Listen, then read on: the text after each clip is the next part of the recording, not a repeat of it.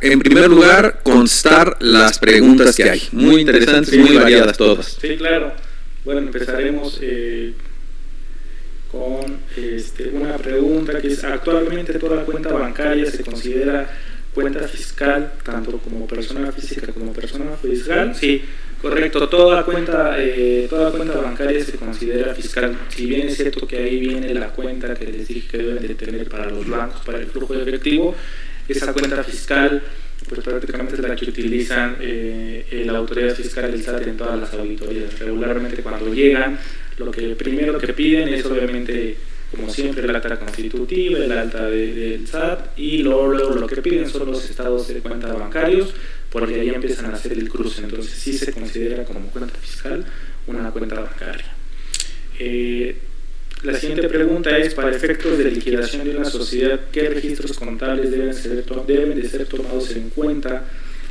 Deberán ser tomados en cuenta para realizar el balance final. Pues obviamente para la liquidación deben de tomar ahí en cuenta el balance de los activos y los pasivos que hay, y deben de tener, obviamente, ya no debe de haber nada también en el libro de los flujos de efectivo. En las cuentas bancarias deben de estar vacías, si hay activos deben de estar vendidos, cancelar todas las cuentas bancarias, también hacer la cancelación contable de las cuentas que ya les mencioné en las láminas anteriores, y ya una vez que se tenga eso, ya pues se procede a la liquidación. Prácticamente eso es lo que se tiene la materia notarial. Es correcto. Para efectos de nosotros, si se vale la recomendación, es que nos hagan una declaración. Digo, independientemente de que en el balance de final de liquidación aparezcan ceros al final, ¿no? O sea, finalmente los números estén en ceros, que hagan declaraciones. Por ejemplo, me salgo un poquito del tema, pero yo acostumbro, cuando hay fusiones, escisiones o cualquier tipo de transmisión patrimonial en bloque, que me declaren que no hay bienes inmuebles dentro del patrimonio de las empresas que se extinguen, por ejemplo, o que se cinden, o que se fusionan, o lo que sea. ¿Qué tiene que ver esto con la liquidación? Es un poquito lo mismo. O sea, hay cosas que a nosotros no nos pueden constar. Si me explico, en el balance final de la liquidación aparecen ceros, para mí es suficiente, pero nos sale sobrando una declaración, una declaración bajo protesta de decir verdad, como todas las que se hacen ante notario, de que lo que sea, los pasivos ya fueron pagados, etcétera. Oye, es que nosotros como notarios no tenemos responsabilidad en eso. Completamente de acuerdo.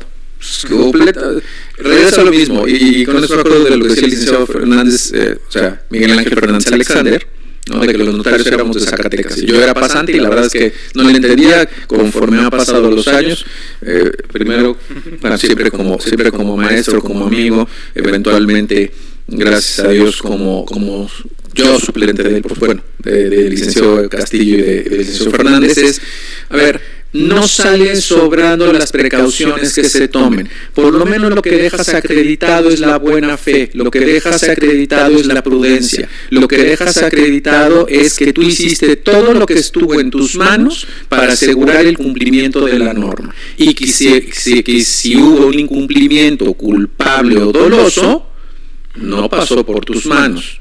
Entonces, perdón, mezclo temas, aunque esto habla de balance final de liquidación, es clarísimo ahí. ¿Qué necesitamos? Que diga ceros, punto. Pero de las declaraciones del delegado, de los accionistas o del órgano de administración, o sea, del liquidador me refiero, por supuesto, no salen sobrando. Sí, de hecho, esa declaración que menciona el licenciado Aparicio es muy importante, porque nos ha tocado en algunas administraciones del Servicio de Administración Tributaria, pero en sí, al menos en la Ciudad de México, nos han pedido en ocasiones esa declaración que la tenga el notario, y el notario también emite una carta. Nos han pedido que el notario emite una carta donde le consta en sí que todo está en cero, que todo está cancelado.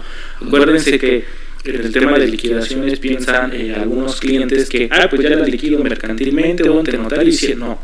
Primero se hace la liquidación mercantil la avala el notario, y luego ya con eso se tiene que llevar el proceso de liquidación ante el Servicio de Administración Tributaria, y que es uno de los trámites que prácticamente el origen debe de estar bien estructurado para que no nos pongan peros en el Servicio de Administración Tributaria y tengamos la liquidación correspondiente ya y la cancelación del RFC de la persona moral. Pero eso sí es importante, nos ha tocado ver que sí, en su defecto, y hemos tenido que hablar con diversos notarios, decir, oye, pues nos piden en el Servicio de Administración Tributaria una carta donde le expide el notario, donde le consta que la declaración que hizo el cliente, donde dice que está todo cancelado y que ya no hay nada en el patrimonio de la empresa. Entonces algo nos ha sorprendido, algunos notarios se han accedido, otros nos han dicho, yo ya no voy a expedir nada, eso ya es tema del SAT y arréglansela como puedan.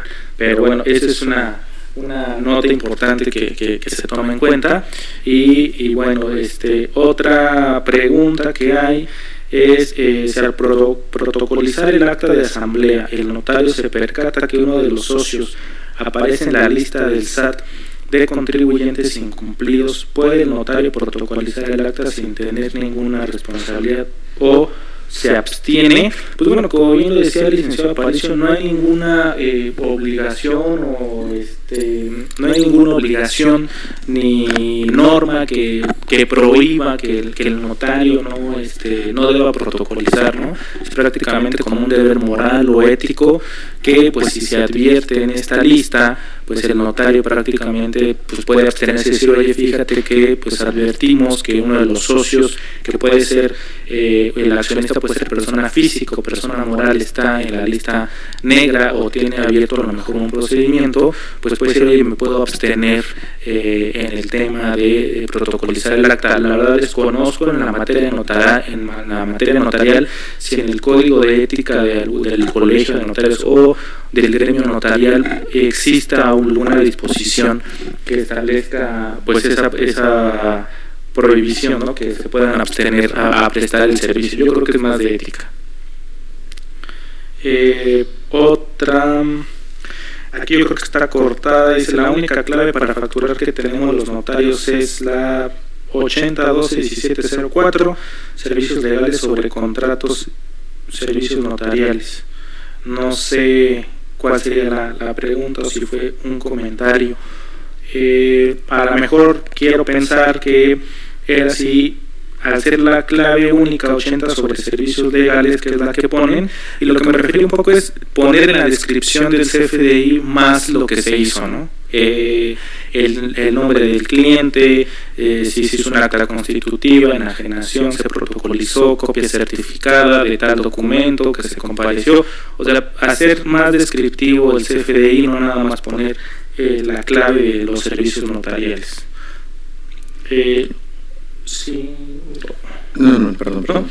Hay otra pregunta, si una constructora o inmobiliaria es catalogada como EFO, si realiza operaciones de compraventa de inmuebles con sus clientes, quienes adquieren y posteriormente ellos venden, utilizan el CFDI en su momento se les expidió para acreditar el costo de adquisición del inmueble.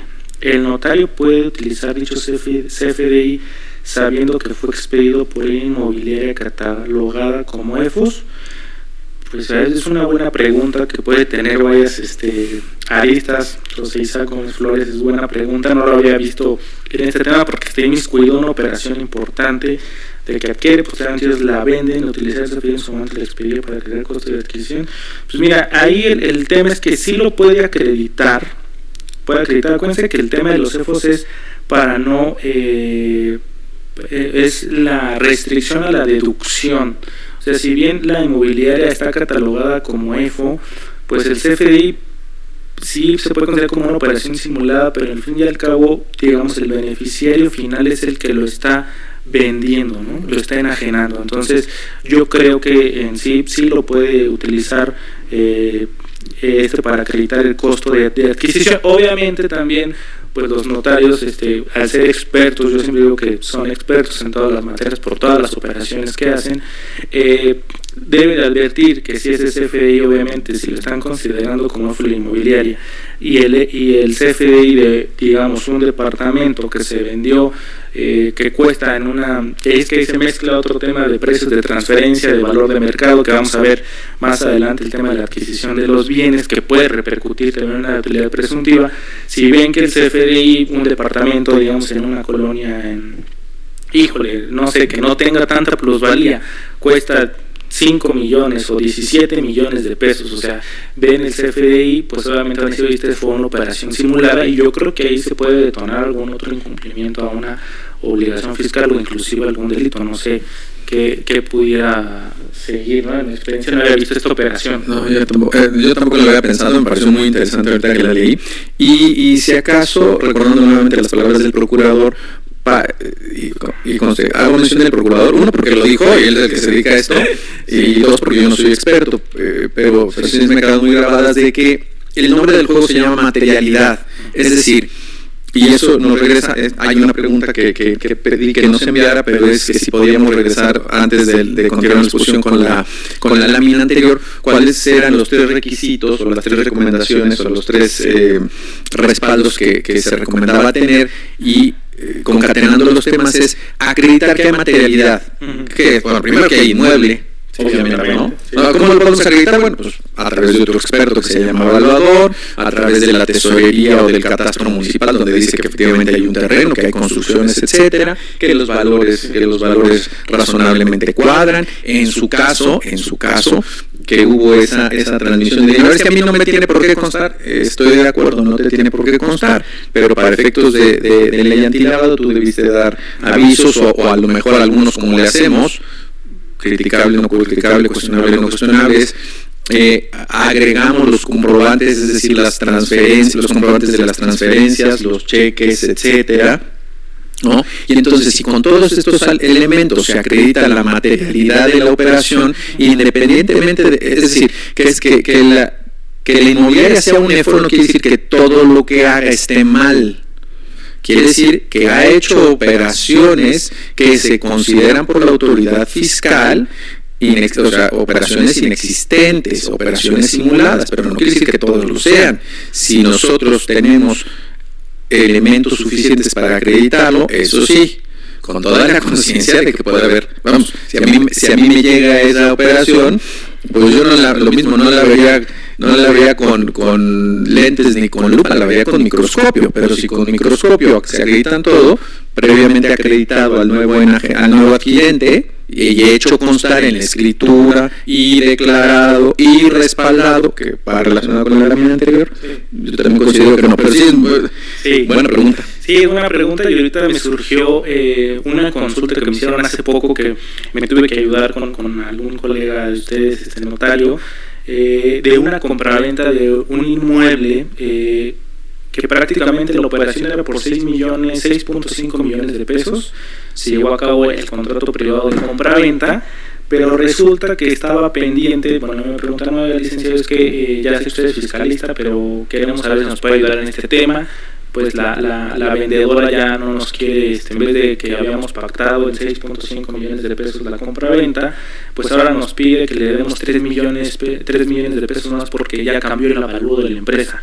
Pero queremos decirle que en 2018 que la compramos, pues el bien estaba prácticamente 2004 al parecer, bueno, ya en los principios de los 2000 nos lo dieron, el inmueble estaba deteriorado, 2018 y 2019 nosotros empezamos a construir y ahora nos muestran un nuevo avalúo, y pues obviamente como hubo mejoras, pues cambió el valor del avalúo. Pero lo importante que ahí me tocó es que cuando les digo, oye, pues ya se perfeccionó la compraventa, es un contrato privado, ya se determinó, ya no les pueden requerir más, pero el tema fue que le habían dado a la vendedora, a la enajenante, le habían dado en efectivo 3 millones de pesos, algo increíble, y el comprobante que era, les dije, pero pues, ¿qué hicieron? ¿En la computadora, máquina? ¿Hicieron algún recibo o algo? No, de puño y letra, y una firma en un papel donde estaba de 3 millones de pesos el pago, ¿no? Entonces ahí obviamente yo tampoco voy a ser el experto en materia de prevención del lavado de dinero, pero lo que tengo conocimiento, dije, híjole, esto me huele como raro, y fue una recomendación. Le hablé a mi amigo y le dije, ¿sabes qué? Que tus clientes que me mandaste me huele raro, aunque son comerciantes, no dudo que sean comerciantes, pero híjole, comprar una casa con 3 millones de pesos en efectivo y luego ya lo quieren formalizar ante el notario, hacer el requerimiento, y si no llevar un juicio. Le dije, la operación está endeble, y a mí me huele a prevención del lavado de dinero. Le dije, mira, a cualquier notario que llevemos esto para que formalice la operación, no creo que un notario, o sea, tendría que dar los avisos, y luego ahí sí yo no sé cuál es el tratamiento, pero estoy seguro que el notario tendría que regularizar esto y mandar a dar los avisos de prevención del lavado de dinero, porque son 3 millones de pesos en efectivo, ¿no? Entonces es prácticamente algo similar que ahorita me recordó este tema de la materialidad de la venta de inmuebles. Ya por fin no llevé el cliente, le dije, oye, busca a alguien más, la verdad a mí no me, por sentido o algo intuitivo, dije, a mí no me gusta este cliente, y mejor que lo asesore a alguien más, porque me huele mucho a prevención del lavado de dinero. Entonces ahí dejé ese cliente, pero esa es una experiencia que les comparto, ¿no? No sé si haya más había una más pregunta. Había una más que acaba de llegar. Si no la leo. Sí, sin problema.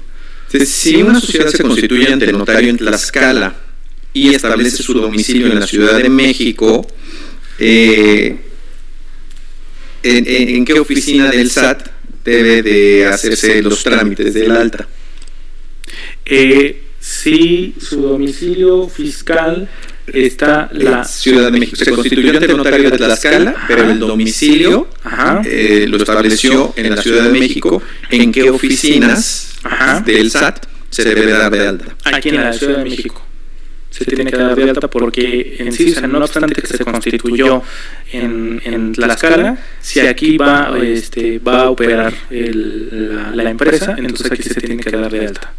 No hay ninguna reparación. Yo puedo constituir en cualquier lugar de la República la empresa, pero el alta puede ser en cualquiera de las administraciones.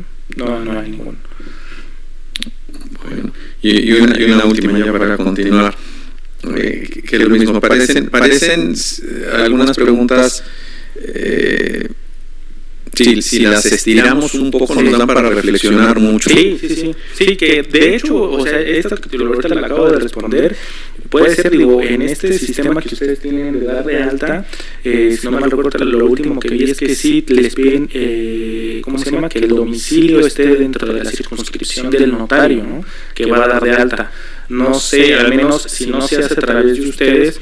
En años anteriores, cuando yo iba al Servicio de Administración Tributaria de la Administración, yo sin ningún problema exhibía la acta constitutiva de cualquier notario de la República y me daban de alta. Lo único que tenía que llevar era el comprobante de domicilio donde se iba a constituir la operación de la empresa, bueno, el domicilio fiscal que establece ahí el Código Fiscal, ¿no?, de la Federación, el artículo 10, ahí prácticamente.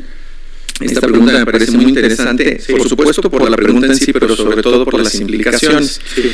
Dice, si una pareja realiza su testamento, pero ambos los paga el esposo, ¿puede pedir el CFDI por los dos testamentos o solo puede pedir el CFDI por el testamento de él? Bueno, es buena pregunta. Híjole. Ahorita sí podría hacer pero primero el CFDI lo puede pedir, pero si no es un contribuyente, si es un asalariado, pues no le sirve de nada el CFDI porque no lo puede hacer deducible de impuestos, no es un gasto personal que es dentro de las deducciones de la declaración anual. Pero si es un prestador que está dado de alta como actividad empresarial y quiere hacer deducible el servicio notarial, yo podría decir que sí lo podría hacer deducible, pedir por los dos testamentos, que podría ser cuestionable por la autoridad de decir, pero yo me podría agarrar a lo mejor a alguien, otro experto, si no estoy de acuerdo con el licenciado Jalí Ávila, pues decir, oye, pero a lo mejor yo tendría que hacer un contratito privado ahí y decir, yo soy el representante, en dado caso que fuera sociedad conyugal, yo soy el representante de la sociedad conyugal. Y al ser el representante, pues yo quiero pedir el CFDI y hacer la deducción. Que en sí, si nos vemos muy puritanos, muy éticos y muy al margen de la ley, en sí únicamente tendría que pedir su CFDI por el esposo, porque en sí, digamos, él sería el beneficiario y él es de donde sale el recurso, digamos, sería el efectivamente pagado, ¿no? Y es ahí, creo que el tema de ahí es el efectivamente pagado, es un tema importante que lo vamos a ver para la deducción, yo creo que también más adelante viene ese tema. Sí, y estiro un poquito la pregunta, y por eso decía que me llama mucho la atención, porque no sé a ustedes, pero a mí es frecuente que llegue el cliente a pedir algo así, y por supuesto en testamentos, pero también puede ser en compraventas o pueden ser en muchas otras cosas, y ahí aquí el punto, entre otras cosas, es, en términos del Código Fiscal, se deben expedir, es obligación, hablando de las obligaciones relacionadas con la contabilidad y con la expedición de comprobantes fiscales, todos los contribuyentes tenemos la obligación de expedir los comprobantes fiscales digitales a quienes solicitan el bien o el servicio.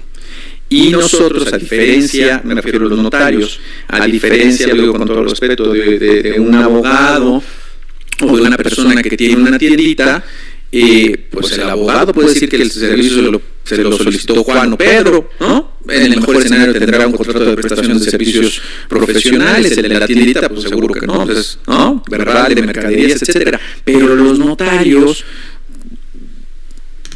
tenemos un documento que se llama Instrumento Público, Escritura o Acta, donde dice quién nos requirió, quién nos rogó el servicio.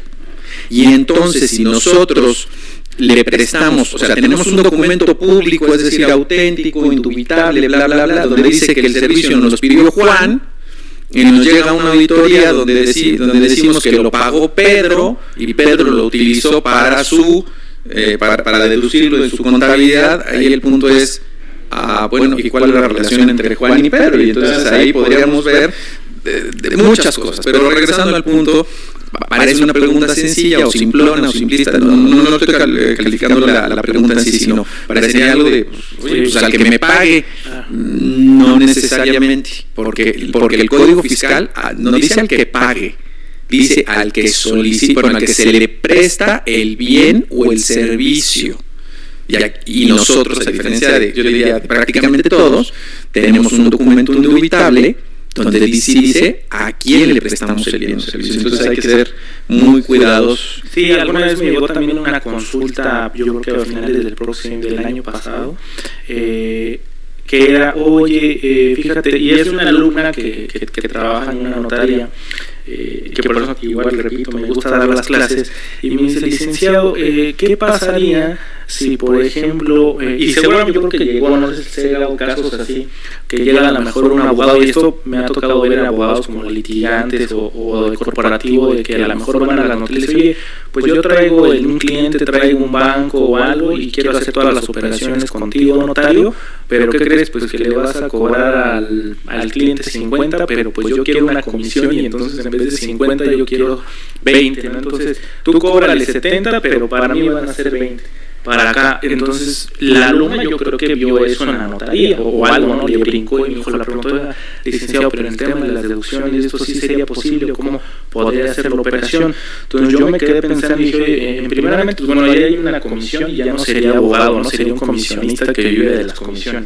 Y yo creo que por el código de ética, al menos en el colegio, en el ilustre, en la barra de abogados y demás, en el colegio es que se está prohibido, además entre propios abogados está prohibido el tema de las comisiones, ¿no? Porque no es el que vaya a recibir el ingreso porque preste el servicio, sino pues dedícate a ser comisionista. Pero ahí yo creo que sí sería indebidamente y se podría meter en problemas a lo mejor los notarios en que dieran esta participación. Como lo dice, ¿quién solicitó el servicio? Pues es la persona moral o el cliente, ¿no? Entonces él le tienes que expedir el CFDI, pero entonces los otros 20 quedarían volando. Entonces yo diría, en una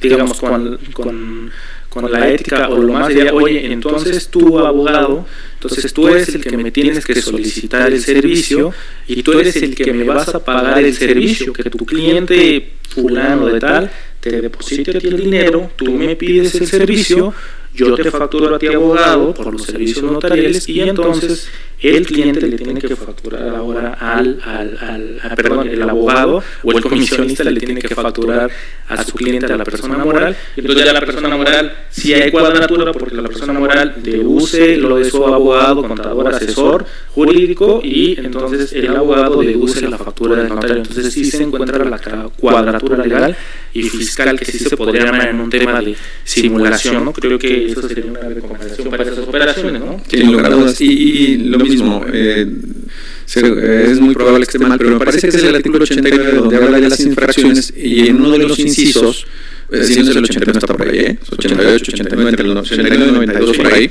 donde habla de las infracciones relativas a la contabilidad. Entre otras cosas, dice que una infracción es expedir comprobantes a quien no haya, y repito, solicitado, no dice pagado, dice solicitado el servicio. Entonces, nosotros como contribuyentes, prestadores de servicios que emitimos CFDIs, estaríamos en un incumplimiento, y ese mismo incumplimiento, en artículos más adelante, la reincidencia trae hasta la clausura del establecimiento mercantil, y hasta el año pasado era algo así como una multa de 17,000 pesos. Es decir, algo que parece muy simple, pues, son esposos, me da lo mismo. Lo digo con todo respeto, tal vez en un testamento, y aquí en la Ciudad de México que hay testamentos de 300, 400 pesos, no digo que esté bien, pero bueno, pero hay que medirle el agua a los camotes, porque a lo mejor eso mismo se extiende a otro tipo de operaciones, y sí nos puede meter en una... Sí, se va complicando. A veces dicen que en los asuntos que uno se debe tener más detalle, más cuidado, son los más simples, porque es donde puede venir el error más grande, ¿no?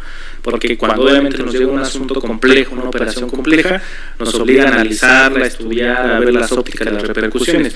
Pero si viene algo muy sencillo, entonces dicen que la confianza es el peor enemigo, y más a nosotros los abogados, y yo creo que los notarios más, porque pues se juegan más el tema de la patente, que les cuesta mucho trabajo conseguirla, mucho estudio, y por un error que puedan cometer, que sí, tan simple que se veía y me puede costar a lo mejor una multa o la patente. Entonces ahí son esos, en los detalles, en las cosas simples, donde a veces se tiene que tener ahí el más cuidado, y pues estudiar o revisar bien, porque a veces en las cosas muy sencillas se esconden cosas que no se ven en las operaciones grandes, ¿no? Entonces es una recomendación que también les doy en ese tema.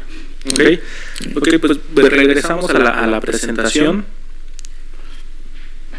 Y ya regresamos con otro tema aquí, que son... Perdón, se podría regresar a la presentación anterior, porque solicitaron nada más los elementos, que son las recomendaciones, los soportes. Sí, de eso es, digamos, yo con esos tres, las recomendaciones, los tres soportes que yo estructuro como una recomendación que me ha funcionado, es lo que se integra a la materialidad de las operaciones. Creo que con esos tres rubros, con toda esta documentación, obviamente son los puntos más importantes, ¿no? Pero puede haber que una operación, ese soporte operativo, fiscal, soporte legal, pueda ser un expedientito que sea de 50 hojas, yo creo, ¿no?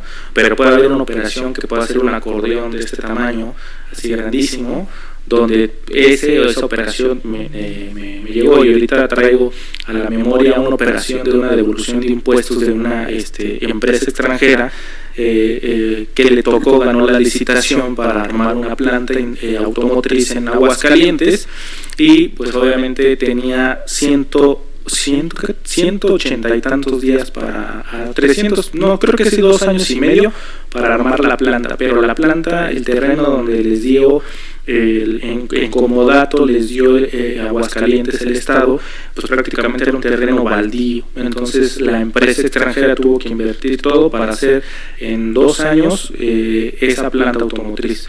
Esta empresa la contrató la que había ganado, bueno, la armadora, ¿no? Entonces obviamente al tener en poco tiempo, pues subcontrató muchísimos servicios, desde el enrejado primero, cómo aplanar el terreno, limpiarlo, hacer la excavación de todo. Entonces era un concurso de proveedores.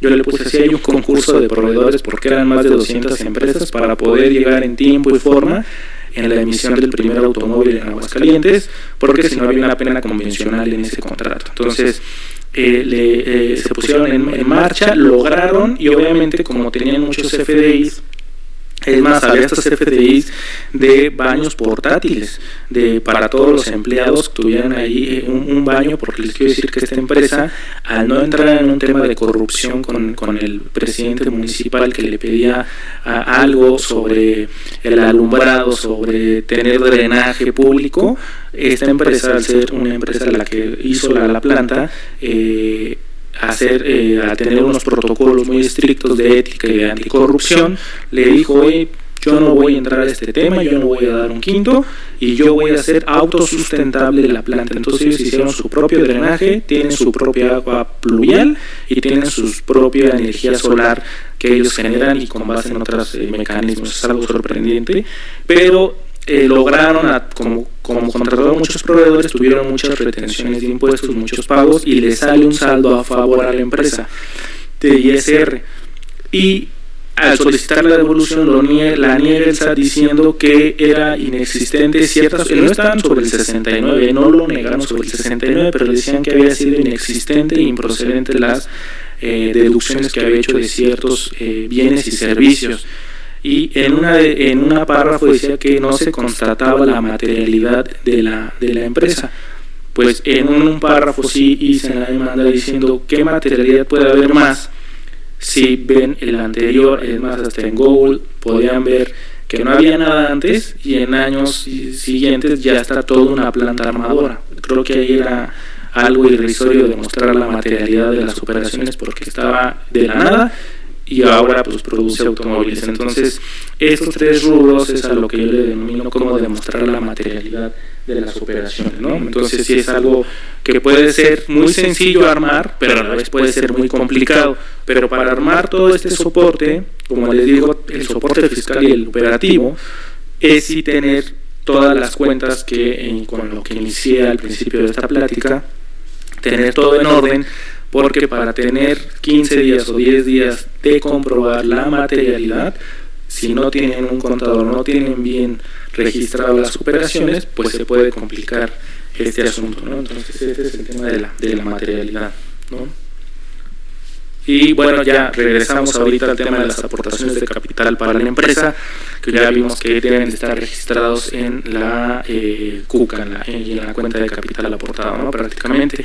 Y bueno, en las aportaciones de capital, que ya toqué este tema, puse, bueno, hasta abajo, me voy al final, pues las aportaciones pueden ser en bienes, en servicios y hasta en valor monetario. Le puse signo de pesos ahí prácticamente. En la mayoría de los casos, pues es en algún título de crédito, que es el cheque, o a lo mejor en efectivo lo pueden poner. Yo siempre he visto a lo mejor nada más los cheques que los depositan en las cuentas bancarias, que son el Excel que les proyecté cómo tiene que estar registrado, ya sea el capital de inicio, el aumento de capital o la reducción de capital, ¿no?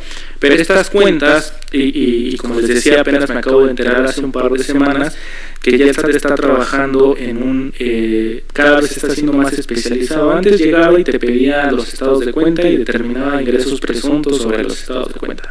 Ahora ya se está metiendo a temas de costo de lo vendido, a temas de inventarios y ahora a temas de las cuentas contables. Y entonces ya hay un catálogo, un conglomerado que está haciendo el SAT para que ya todo sea prácticamente todo igual, ya haya un orden. Entonces esas cuentas que ustedes advertirán aquí, 300, se refiere ya para el SAT que todo contador de una empresa debe de tener registrado o tiene que tener ya esa cuenta así en su contabilidad, la debe de tener registrada, cuenta 300-000-000. Así prácticamente es la que refiere al capital social. La siguiente cuenta, como lo ven, es el capital fijo, el capital variable, el capital proveniente de aportaciones, el capital social proveniente de capitalizaciones, aportaciones para futuros aumentos de capital. Esas son, las cuentas que puede haber prácticamente. Y entonces aquí le voy a pedir ayuda para que nos abra un archivo que es el conglomerado que me hicieron el favor de llegar, para que ustedes vean ya cómo está trabajando el SAT y cómo debe de tener orden en el tema de las aportaciones de capital de la empresa, ¿no?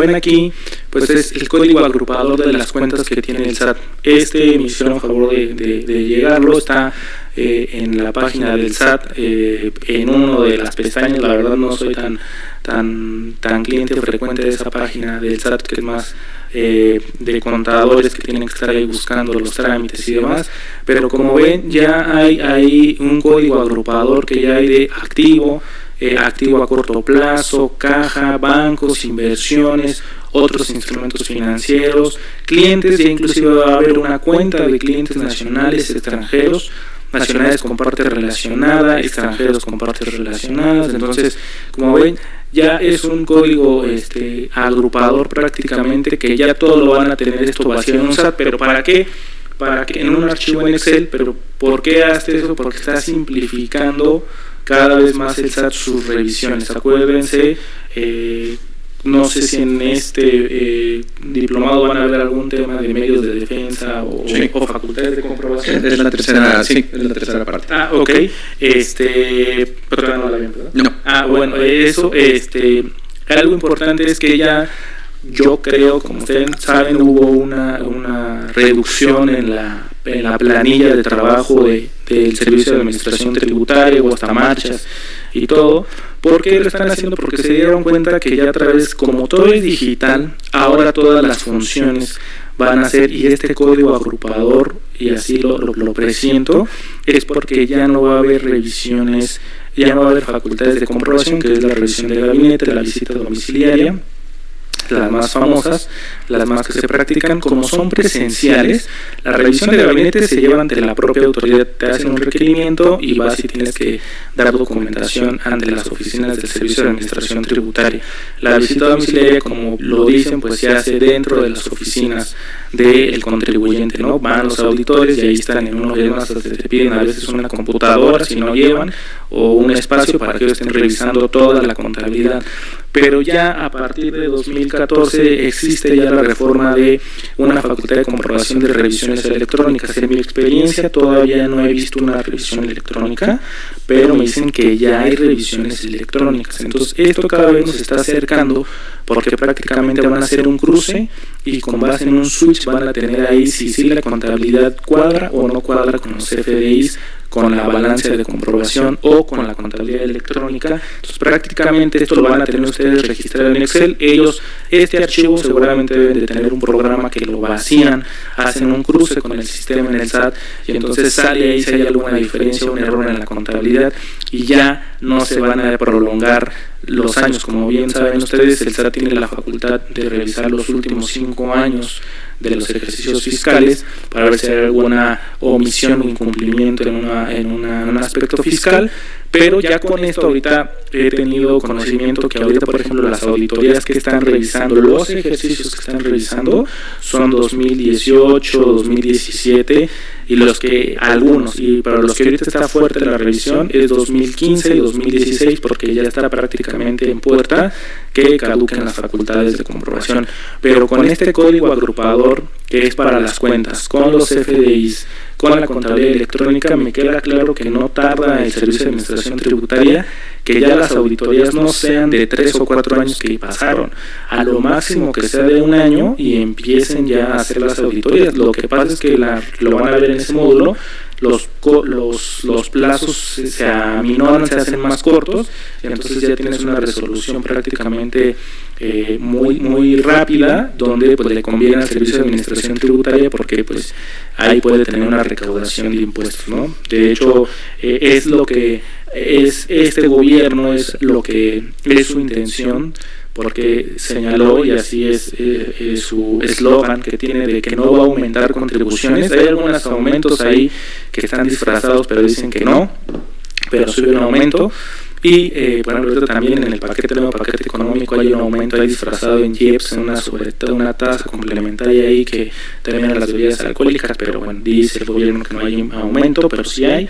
Pero lo que me llama la atención es que ¿Por qué están haciendo esto? Porque quieren ganar pues prácticamente votos, porque no va a haber aumento. De su lema es no hay aumento, pero entonces ¿de qué se va a nutrir el gasto público? Pues de contribuciones. Y si no hay aumento en las contribuciones, pues entonces van a atacar con actos de fiscalización, y lo que hacen es simplificar y entonces hacer más fácil su revisión. Pero todo esto, código agrupado, pues no lo va a hacer el auditor del SAT. Quien tiene la responsabilidad pues es el contador de la empresa, de llevar en orden todas estas partidas, estas cuentas contables, para que ellos cuando inicien una les manden el primer requerimiento vía buzón tributario. Es la revisión electrónica, pues prácticamente a través del buzón los van a nutrir de toda esta información, donde van a dar el cruce y va a resultar alguna diferencia y van a poder determinar rápidamente una contribución, ¿no? Entonces eso también se los haré llegar por si les interesa el código agrupador. Lo dejaré aquí también en el colegio por si le quieren dar una leída. Son varias páginas que pues tienen curiosidad, un tiempo libre, pues la pueden leer para ver qué cuentas son las que tienen que abrir. Y un comentario, te recuerdo ya que está comentando esto, profesor. Entre otras cosas, también ya se están haciendo auditorías, o sea, independientemente de todo lo que se comentó, por gasto. ¿Cómo? Sí. Consolidando el gasto del sujeto. ¿Cómo? Sí. Pedro Pérez, resulta que adquirió un coche, adquirió unas camisetas, adquirió esto, adquirió el otro, y en el transcurso de un mes resulta que tuvo gastos por 50,000 pesos. Y resulta que yo tengo aquí declarado que él es prestador de servicios profesionales y nada más tiene ingreso de 10,000. Así está, bueno, está en proceso, pero ya se están haciendo auditorías por gasto. Entonces, por eso decía, off the record, esto viene, no es directamente relacionado con esto, pero todo el tema de las auditorías electrónicas está cada vez más evolucionado, y por eso, es decir, afortunadamente a nosotros no nos pasa eso. Nosotros vivimos en el nivel de los ingresos que tenemos, por supuesto, y todo lo declaramos, pero sí es muy importante tener todos los comprobantes y hacer las cosas como las acostumbramos a hacer, siempre por la derecha, porque cada vez la autoridad fiscal lo que está haciendo es tratando de llegar más al fondo de la evasión, elusión, defraudación, etcétera, y demás actividades. Sí, un comentario que lo toca ahorita también me viene a la mente es, en efecto, sí están haciendo ya auditorías por gasto, y apenas si tengo un asunto que está todavía vivo, que les hacen una invitación, fuimos a una junta al SAT, porque esta empresa tuvo gasto muchísimo y nada más declaró, pero algo ilógico que deben de tener cuidado también, y al menos como prestadores de servicios, como todos, yo sí soy muy pulcro en ese tema, porque me dedico a la materia impositiva y creo que pecaría y caería algo irrisorio si yo hiciera una deducción indebida o gastara. Además, sí soy muy cuidadoso. Y hay que tener cuidado los prestadores de servicios por el tema del gasto, porque ¿qué puede pasar? Que a mí me da a veces, bueno, ahorita porque estamos en pandemia, pero luego que iba a los centros comerciales con mi esposa o íbamos a comer a ciertos lugares, y más que nada en el tema pues no faltaba a lo mejor ya sea hombre o mujer que iban y compraban ciertas cosas en alguna tienda que no tenía nada que ver con su actividad, y es otro tema más adelante que es sobre la adquisición de bienes, ¿no? Cómo se registra y demás. Pero ahorita me adelanto por esto de la auditoría, por si, que es un punto importante, yo creo, por este tema de las operaciones inexistentes, que estamos casi ya terminando, pero siguen surgiendo algunos puntos, que es un punto importante. Yo creo que podría haber un módulo completo de operaciones inexistentes, prevención, cuando ya tienes la auditoría encima, y luego cómo arreglar el problema, medios de defensa, pero sí hay que tener cuidado, porque no obstante de que, como decía, si ustedes piensan feo, o sea, yo me encontraba a mí personas que compraban a lo mejor cosas, no sé, para su casa, o cosas de aseo personal, o ropa personal, y se estaban formados y la fila no avanzaba en la tienda, y yo decía, pero ¿por qué están pidiendo facturas si no es deducible? O para empezar, primero, pues no creo que sean, seguramente pueden ser asalariados, no pueden hacer deducible. 2, y le digo, si son prestadores de servicio, pues los objetos que están comprando, que había unos objetos que yo me quedaba viendo y diciendo, ¿es en serio que los va a hacer deducible? Por ejemplo, compraban cosas para yo supongo que era para la esposa o novia, y pedían factura y yo decía, ¿es en serio que lo va a hacer deducible? O sea, no va a ser deducible. Y si se atreviera, acuérdense que lo que castiga el sistema fiscal mexicano, y es el único, es el de autodeterminación. El único sistema impositivo que hay de imposición directa es Suecia, donde ustedes prácticamente van con los estados de cuenta, los analizan, no recuerdo el nombre del servicio de administración tributaria ya, el similar, y ellos son con base en tablas, determinan y dicen, te toca pagar tanto contribuyente Jale y Ávila. Pero en sí todo mundo, en la mayoría de los países, es autodeterminable, y entonces la confianza, por eso hay las multas y las penas y los delitos fiscales, porque el SAT confía en ti, y cuando te descubre en las facultades de comprobación que has incumplido alguna obligación fiscal o determinado, eludido un impuesto, es donde viene la sanción. Entonces yo luego sí les digo que me quedé diciendo, ¿es en serio? Entonces piden el CFDI y entonces no cuadra con sus ingresos o no cuadra con su actividad esencial. Por ejemplo, si yo ahorita mi esposa se comprara a lo mejor una blusa y le digo, oye, pide factura porque yo no quiero pagar impuestos este mes, pues va a decir el SAT, oye, pues este está pidiendo factura de una blusa de mujer, es mujer, ya se cambió, hubo redefinición de sexo. Entonces, es esas cosas que hay que tener cuidado, como dijo el licenciado Aparicio, y todo prestador de servicio, y pues si tienes una oficina, pues sí puede ser deducible los productos de limpieza. Ahora, muchas consultas que me han hecho, y yo creo que es algo importante para ustedes, es, licenciado, ¿es deducible o no todo lo que estoy comprando para el tema de la pandemia? ¿Cuánto no estamos gastando en cubrebocas porque son desechables? No hay un cubrebocas que sea definitivo, son desechables.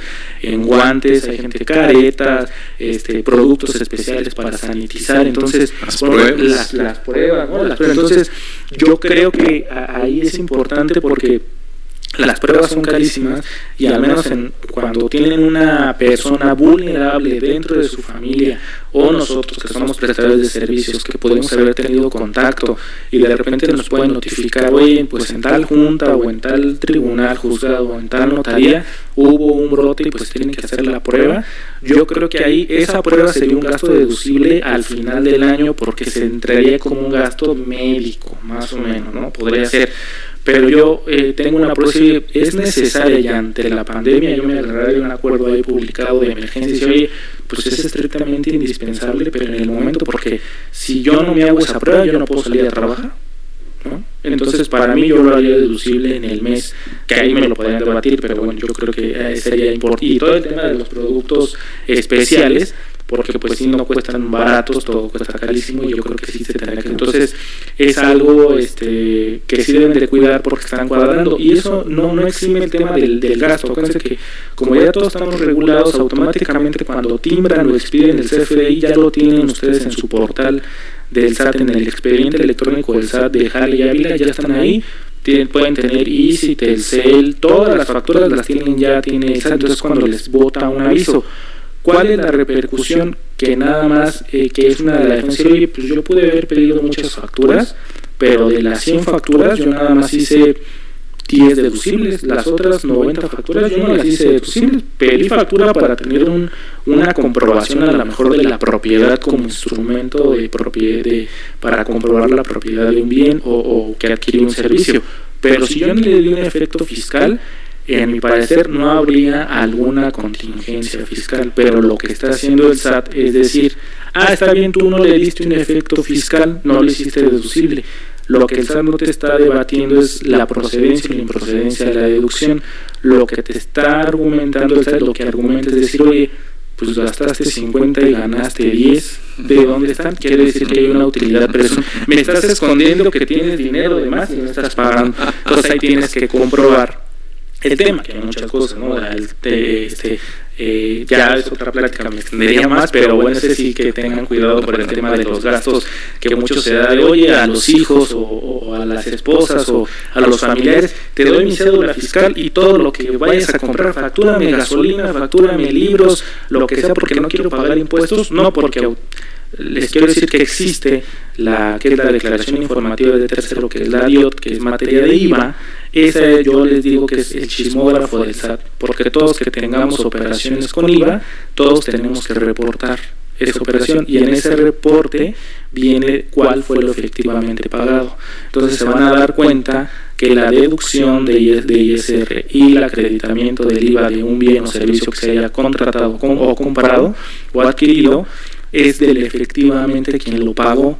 Pues oye, Javier, resulta que el mismo día 5 facturas en diferentes lugares, ay, pues ya existe la teletransportación. Oye, las tarjetas, no, pues es de diferente tarjeta de crédito, de débito, y mucho menos, ya ni se diga, si es en efectivo, pues la mayoría de las deducciones son improcedentes. Entonces, en eso sí hay que tener cuidado.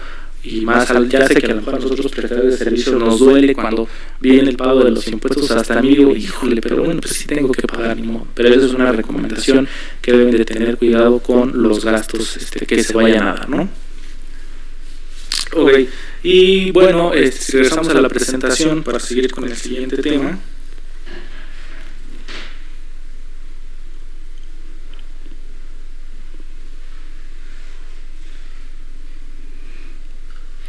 Ok, ya vimos aquí el tema de las aportaciones de capital a las empresas, y como saben también, pues las aportaciones de capital para efectos fiscales pues no se considera como ingreso acumulable, ¿no? Ni tampoco, si viene un ingreso de reducción de capital para una persona física, tampoco es ingreso acumulable. Y también algo importante pues es ver que a veces las aportaciones de capital, como lo puse en bienes, pues se puede dar que hoy yo voy a constituir una empresa, y me ha tocado ver, por ejemplo, una constitución de una empresa que vi en una acta constitutiva que en la aportación de capital en una comercializadora aportaron una camioneta, como era la camioneta de lujo pero pick-up. Entonces yo le pregunté al cliente, oye, pero me digo, ¿ya la constituiste? ¿Fue para otro tema fiscal? Y digo, sí, pues es que pues yo no tenía dinero para entrarle al capital para constituir la empresa, y pues mis otros 2 socios me dijeron, ¿qué tienes? Pues mi camioneta la aporto como capital, entra como aportación de capital, y se tuvo que hacer un avalúo para comprobar que sí, en cuánto costaba en realidad el valor de mercado de la camioneta, y entonces ya ese capital representaba un porcentaje de las acciones de esta persona física, pero como digo, sí se pueden aportar. Los servicios igual, y más que nada entre bienes y servicios me ha tocado ver en esta experiencia que tengo en materia fiscal, que se da mucha en los contratos de asociación en participación, y últimamente no sé qué le ha llevado, o al menos en mi caso, pero me han llegado muchos asuntos de hacer contratos de asociación en participación, y ya que los llevan a certificar ante el notario, y luego los llevan ante el SAT, y el SAT a veces no los quiere admitir, y es otro problema que se da en las cuentas bancarias en este tema de asociación en participación, que lo comentaré en la siguiente lámina. Pero bueno, ya aquí les dije cómo están las aportaciones de capital en las empresas reguladas. El catálogo se los haré ahí llegar, para que vean si tienen ahí una empresa o a sus clientes, pues les regalen una copia para que su contador tenga en orden ya su contabilidad electrónica, ¿no?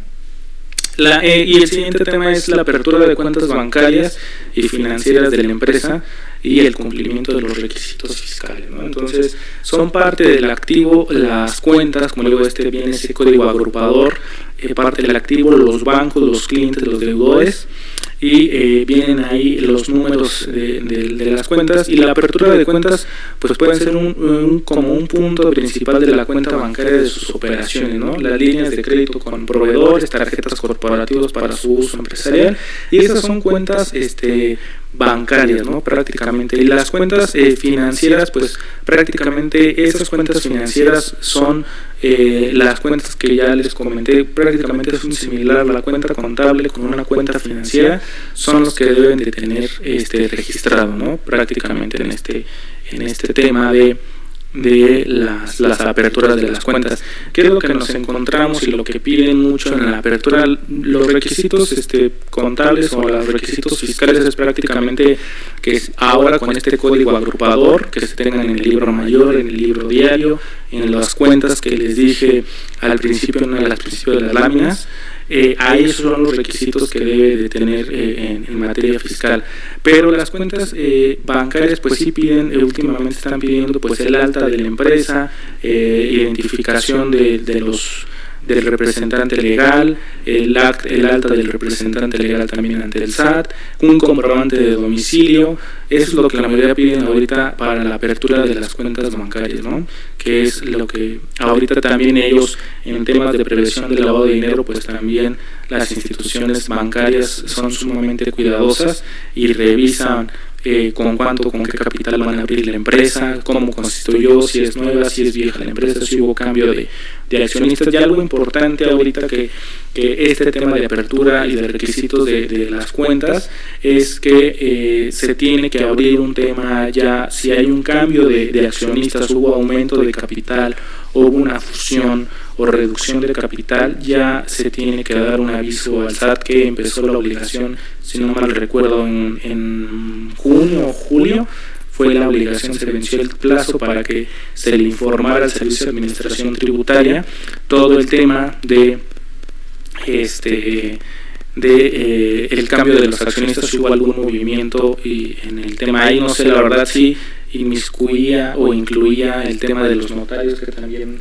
cumplieran con ese requisito. No es obligación para nosotros, sí fue en julio, no es obligación para nosotros, sin embargo, los contadores, o por lo menos algunos de ellos, lo que piden es que se protocolice. Y entonces, por ejemplo, hablando de tips, conste, cada quien mata las pulgas como quiere o como puede. Yo hablo de cómo mato o cómo intento matar las pulgas en mi rancho, que es mi notaría. No obstante, no es una obligación directa de los notarios. Yo sí pongo una certificación en las escrituras donde les advierto de la obligación que tienen ellos, tanto de hacer la publicación de el ingreso de socios accionistas en el portal de la Secretaría de Economía, como de el aviso que tienen que dar al SAT. Es decir, que yo, notario, sí, les advertí de la obligación que tienen de... ¿Oye, es que estás obligado a eso? No, una vez más, no. A ver, no, pero... y me salgo un poquito del tema, pero va de la mano. En el devenir de los años que me han dado la oportunidad de participar en los consejos de los colegios donde he estado, hay distintas quejas o reclamos, o sea, quejas desde el punto de vista legal, pero puede haber simplemente reclamos o puede incluso haber demandas donde se dice que el notario no asesoró o no advirtió o no aplicó el beneficio fiscal o no. A eso me refería hace rato con las omisiones y es deber moral que te vale. El problema es que eso no queda en mi criterio, queda en el criterio del juzgador, ¿no? Y lo que va a tratar de hacer constar el litigante de la contraparte es que yo incurrí en algún tipo de una obligación o un deber, ¿no? Ya olvídense del moral. Estoy regresando al punto. No es una obligación directa para los notarios, sin embargo, en mi rancho, en mi notaría, sí pongo una certificación y le advierto al cliente de la obligación que existe de... Sí. ¿Ya? Por lo menos ahí no me pueden decir que yo no les dije, sí, ahí está la escritura. Sí, tú la firmaste. Sí, claro. Sí, eso es una manera de protección tanto de los un asesor fiscal, ¿no?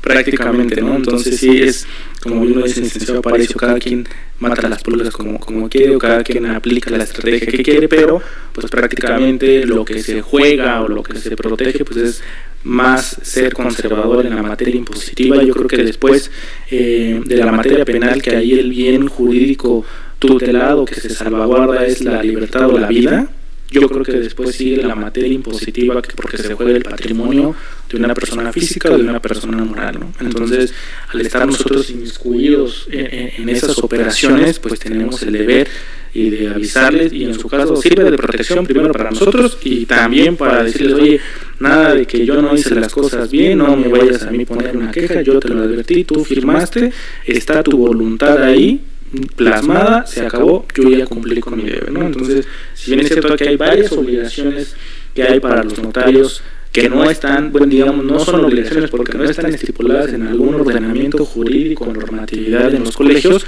pero éticamente o ser cuidadosos en cumplir ciertos pasos para tener la operación debidamente estructurada y protegida, por si llegara alguna contingencia jurídica, contable o fiscal, están protegidos los notarios, ¿no? Entonces, prácticamente esa es la recomendación.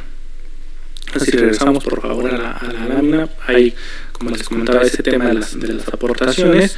Creo que hay unas preguntas, si se escuchan mis celular porque me filtran las preguntas, pero yo creo que, bueno, aquí tengo una, no sé si de una vez la tomamos o la dejamos, yo creo que son varias.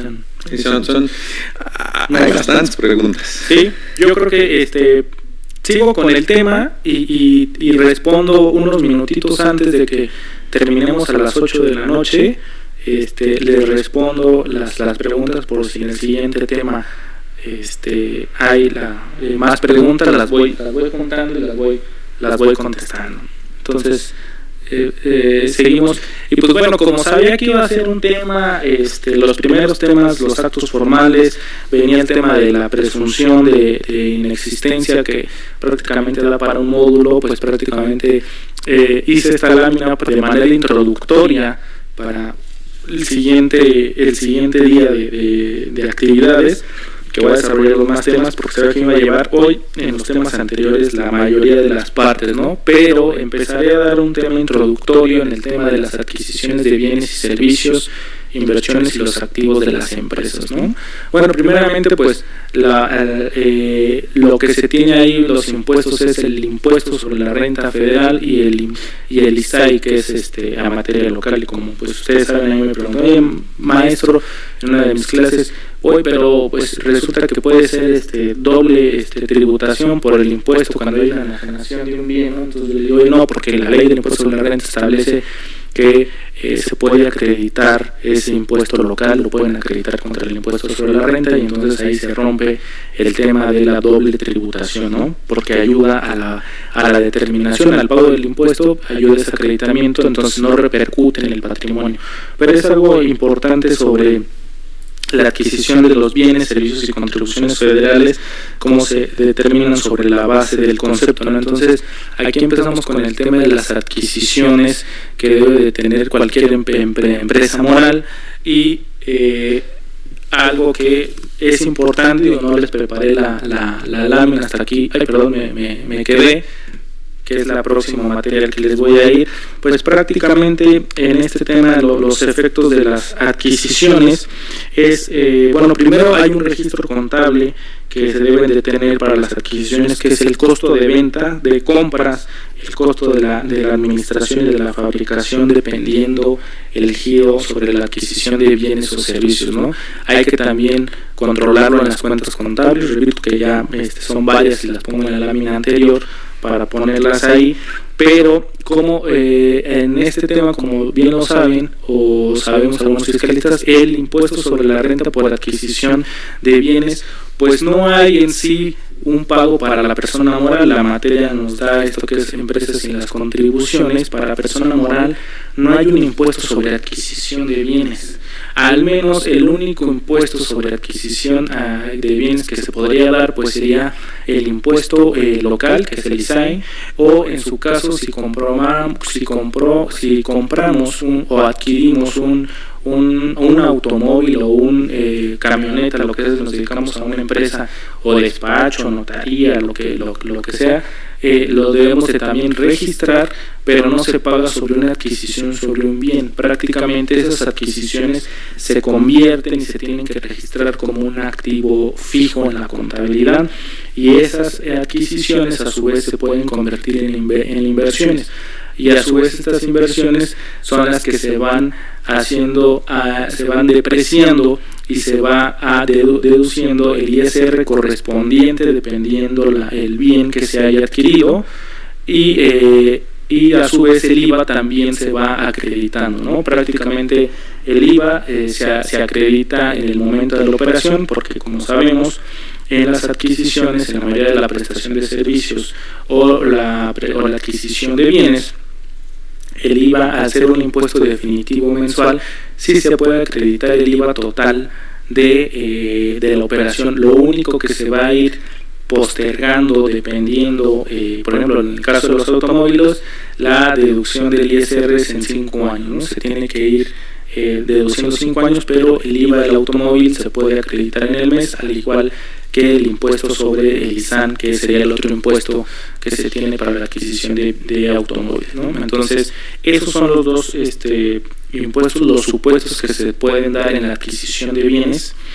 Y también, ¿qué pasa? ¿Cuáles serían los efectos? ¿Cuáles serían los efectos de adquisiciones no realizadas o indebidamente registradas? Creo que esto va de la mano para terminar a lo mejor ahorita por este tema y dar pie a las preguntas. Y toco este tema porque va relacionado con este tema que vimos de los FDIs y de los gastos. ¿Qué pasa en el supuesto? Por ejemplo, eso sí es muy importante, que toda adquisición debe de estar registrada en la contabilidad, asimismo contabilidad contable de digamos, esa contabilidad que se tiene de manera en las empresas, contabilidad financiera, y después en la contabilidad fiscal es importante. Una es la contabilidad financiera, que la que vimos que están en los libros, pueden tener los bienes en el libro de inventarios, en el libro de activo fijo. Debe estar ahí también en el libro de bancos, del flujo de efectivo, cómo se compraron, en el libro diario o en el libro mayor. Deben de registrar, toda adquisición debe estar contablemente a nivel financiero, y posteriormente debe de estar presentada en una declaración de impuestos. Cuando ustedes presentan, o las personas morales, una declaración de impuestos, debe de venir ahí prácticamente, si revisan una declaración anual, vienen inversiones, deducción y cuánto falta por la depreciación. Y en la contabilidad electrónica también tienes que mandar todos los bienes que están sujetos a una depreciación, que es la disminución del costo, y cómo se va haciendo también la deducción. Eso es parte importante, porque si no lo tienen registrado contablemente y mucho menos fiscalmente, no le pueden dar un efecto que tenga un beneficio fiscal para ustedes, y entonces puede estar en duda. ¿Qué pasaría? Y fue lo que me pasó en un asunto apenas, que le determinaron un crédito fiscal a una empresa, y la empresa lo único que tenía era una empresa de autotransportes, y lo único que tenía la empresa era los camiones, algunos camiones. Lo que pasó es que la empresa los compró, no los registró en la contabilidad, tenían facturas a su nombre, los FDIs a su nombre, increíblemente. Otros camiones viejitos eran facturas antiguas hechas en papel, impresas. Pero cuando ofrezco yo la garantía del interés fiscal, lo que me responde es decir: oye, te niego la garantía y te voy a ejecutar, te voy a embargar las cuentas, porque tus activos fijos que me estás dando en garantía para litigar el asunto son esos activos, los camiones, los bienes muebles, en embargo en la vía administrativa, pues resulta que no están registrados en la contabilidad, y en la declaración anual tampoco está registrado que hayas tenido esos activos. Entonces, ¿cuál es una de las consecuencias? Es que no se le puede dar un efecto fiscal, y posteriormente también puede ser una operación señalada como simulada, porque si no hay registro contable, ¿cómo puede ser que ustedes después, cuando quieran vender el activo fijo de la empresa, cómo va a quedar registrado si nunca hubo en entrada, y ahora cómo lo van a registrar la salida? Porque al fin y al cabo van a tener que registrar la venta. Si bien cuando vendan un bien ya depreciado, pues prácticamente nunca van a tener que pagar impuestos sobre la renta, porque pues no va a haber una ganancia, al contrario, puede haber, y en los casos tienen pérdida. Ustedes compraron un automóvil en 300,000 pesos y automáticamente al siguiente año vale menos el 20%, y si ustedes lo venden van a tener una pérdida, nunca van a tener una ganancia. Entonces, una de las repercusiones que hay en este tema de las adquisiciones es que sí deben de estar registradas todos los activos o los servicios que se hayan tenido contablemente, porque entonces, si no hay una entrada, no va a poder cuadrar la operación cuando tengan una salida. Entonces es algo importante que se tiene en el tema de la adquisición de bienes.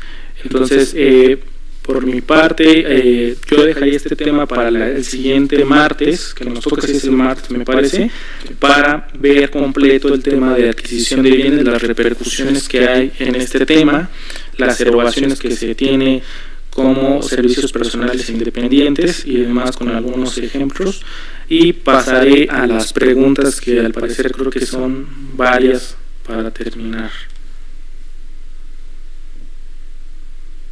No sé en cuál me quedé. Yo te digo. Bueno, hay algunas preguntas que tienen que ver con antilavado. Les recuerdo que la segunda parte del diplomado va a hablar de antilavado, entonces preferiría dejar eso para dos cuestiones: uno, para no mezclar temas, y dos, para dejarlo a los especialistas en el tema de antilavado. También seguramente se va a tocar en la parte de derecho, de enajenación de bienes, que dice: un despacho jurídico maneja una liquidación de sociedad conyugal y en su recibo de honorarios incluyeron la escritura notarial de formalización del acta. ¿Puede el despacho solicitar la factura a su nombre aunque no sea parte en el acto notarial?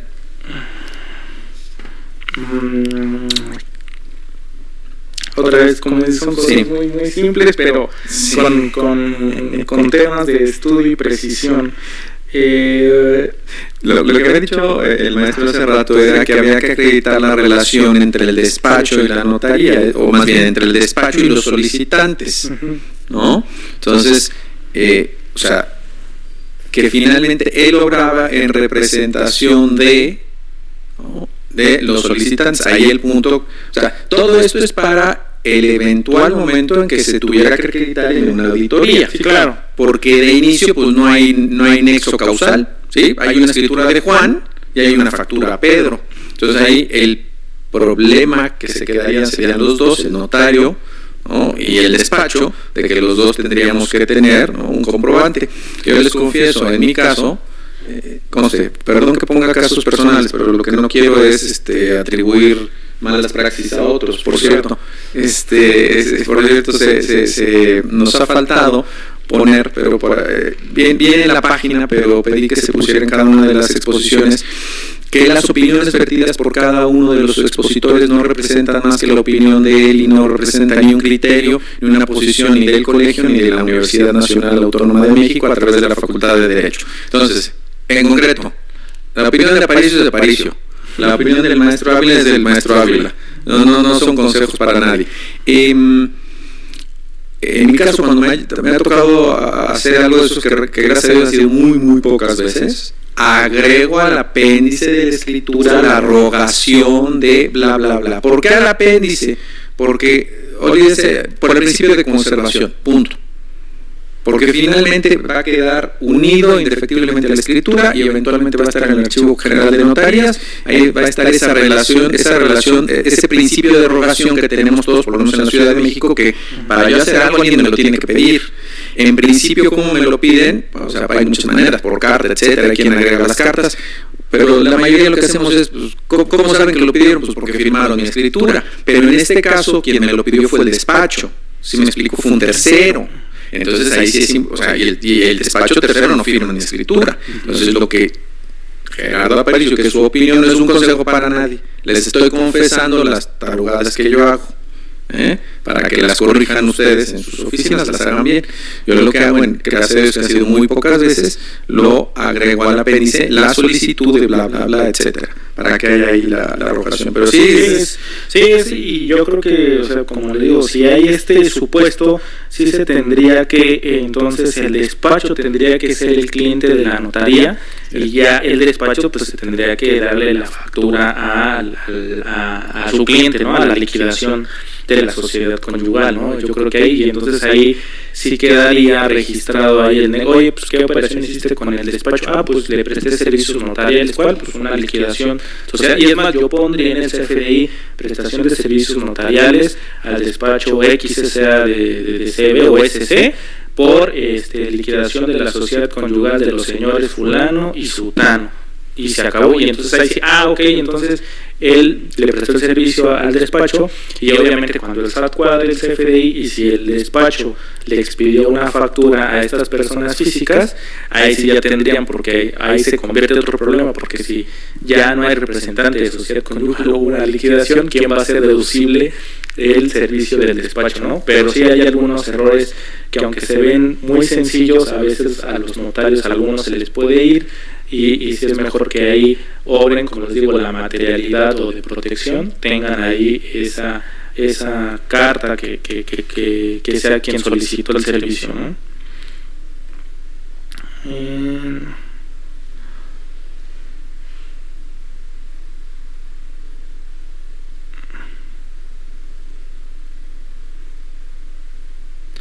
Dice Hilda, ¿es un ingreso acumulable para las empresas las aportaciones que hacen? No, si es aportación a capital no es ingreso acumulable.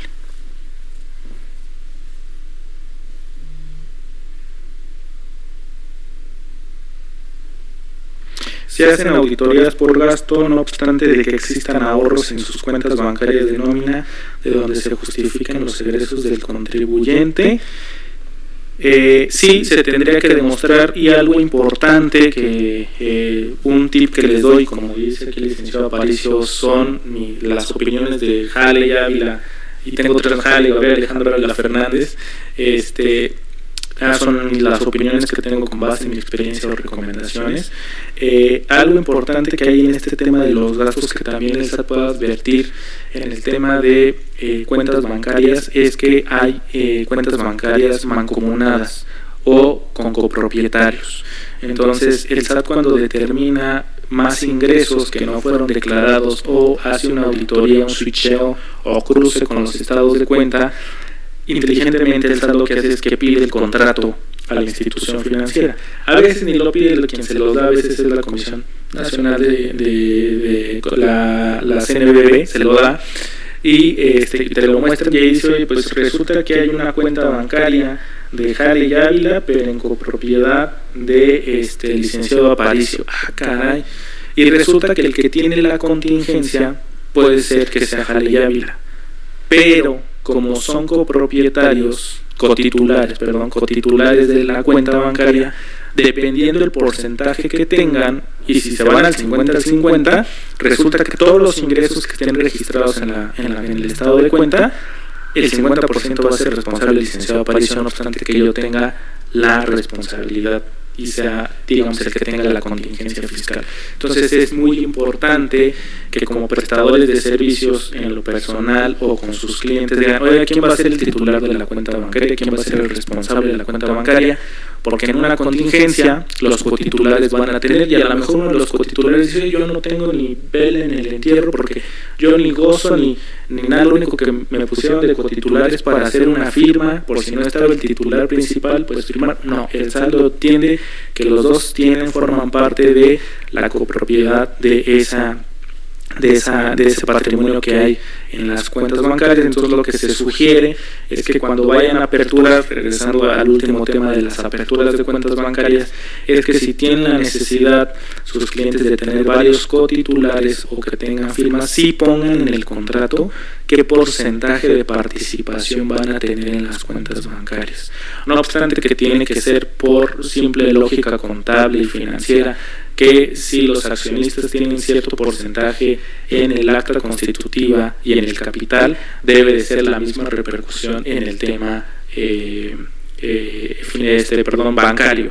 Pero hay muchas ocasiones que los clientes forman una sociedad con el hermano, con la esposa, con el tío, porque pues al menos que quieran abrir una SAS, que ya es unipersonal, que nos quisimos ver muy novedosos y traerlo. Creo que esta figura de la SAS, si no me recuerdo, viene de Europa. Creo que viene esa figura, la acción implementar, ya la implementaron aquí en México, de unipersonal a las personas morales, pero al menos pues todos que quieran abrir una empresa normal, tradicional, pues necesitan más de una persona, ¿no? A partir de dos. Entonces la mayoría de los casos son familiares o amigos, oye, pues échame la mano, pero sí, ¿qué pasa? Pues también tienen que abrir una cuenta bancaria, y lo que pasa es que el amigo pues ni siquiera tiene responsabilidad. Entonces sí tienen que, como tip, tienen que poner en los contratos de las aperturas de cuentas bancarias el porcentaje que deba de tener de participación, porque si no en una auditoría puede llegar el tema de también repercutir al otro cotitular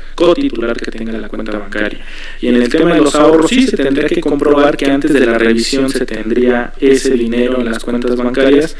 Y algo importante que se da, que deben de tener cuidado, es el tema de la prestación de las tarjetas de crédito. Ahora que estamos en pandemia, no falta el que te hable y te diga, oye, fíjate que no tengo tarjeta de crédito, pídeme un Uber, pídeme Rappi, pídeme Uber Eats, pídeme algún servicio electrónico y yo te deposito o yo pago tu tarjeta. Ok, pero ¿qué puede pasar? Que el SAT puede decir, oye, tienes un gasto exagerado en la tarjeta de crédito cuando declaras 10,000 pesos y resulta que ahora tu tarjeta de crédito pagaste 30,000.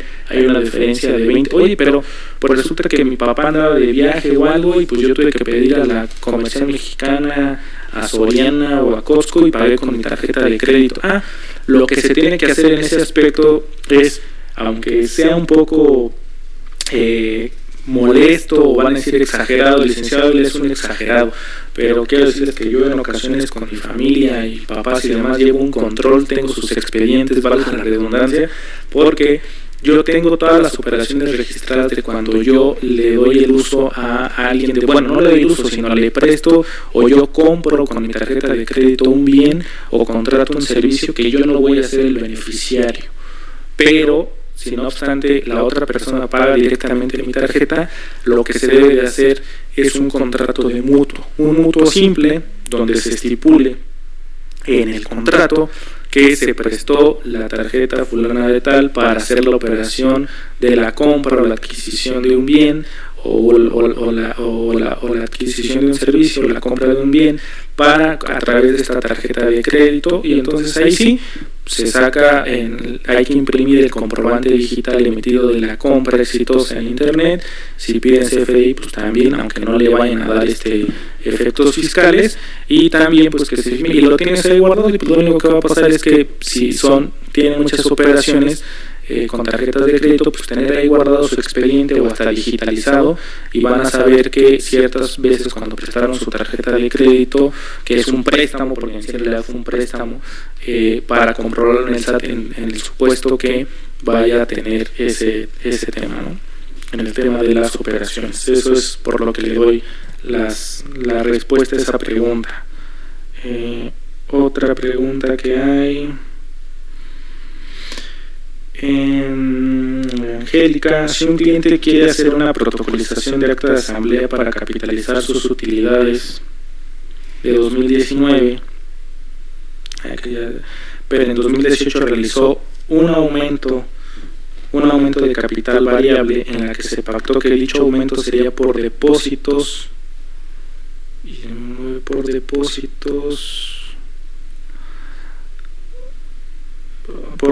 en efectivo o transferencias de los socios en favor de la moral, y estas han sido cubiertas totalmente. ¿Puedo no hacer la capitalización? ¿Qué implicaciones fiscales tiene? Bueno, el tema del efectivo, pues sí, como lo dice el licenciado Aparicio, pues es tema de prevención del lavado de dinero.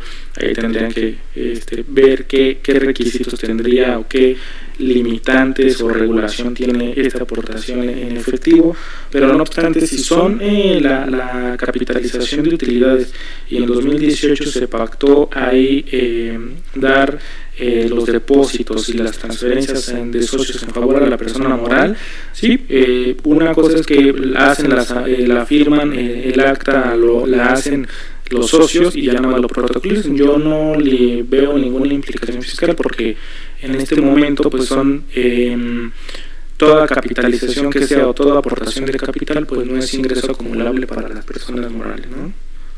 Siempre y cuando quede registrado, como les digo, contablemente, financieramente, sí no hay ningún problema en protocolizar esa capitalización.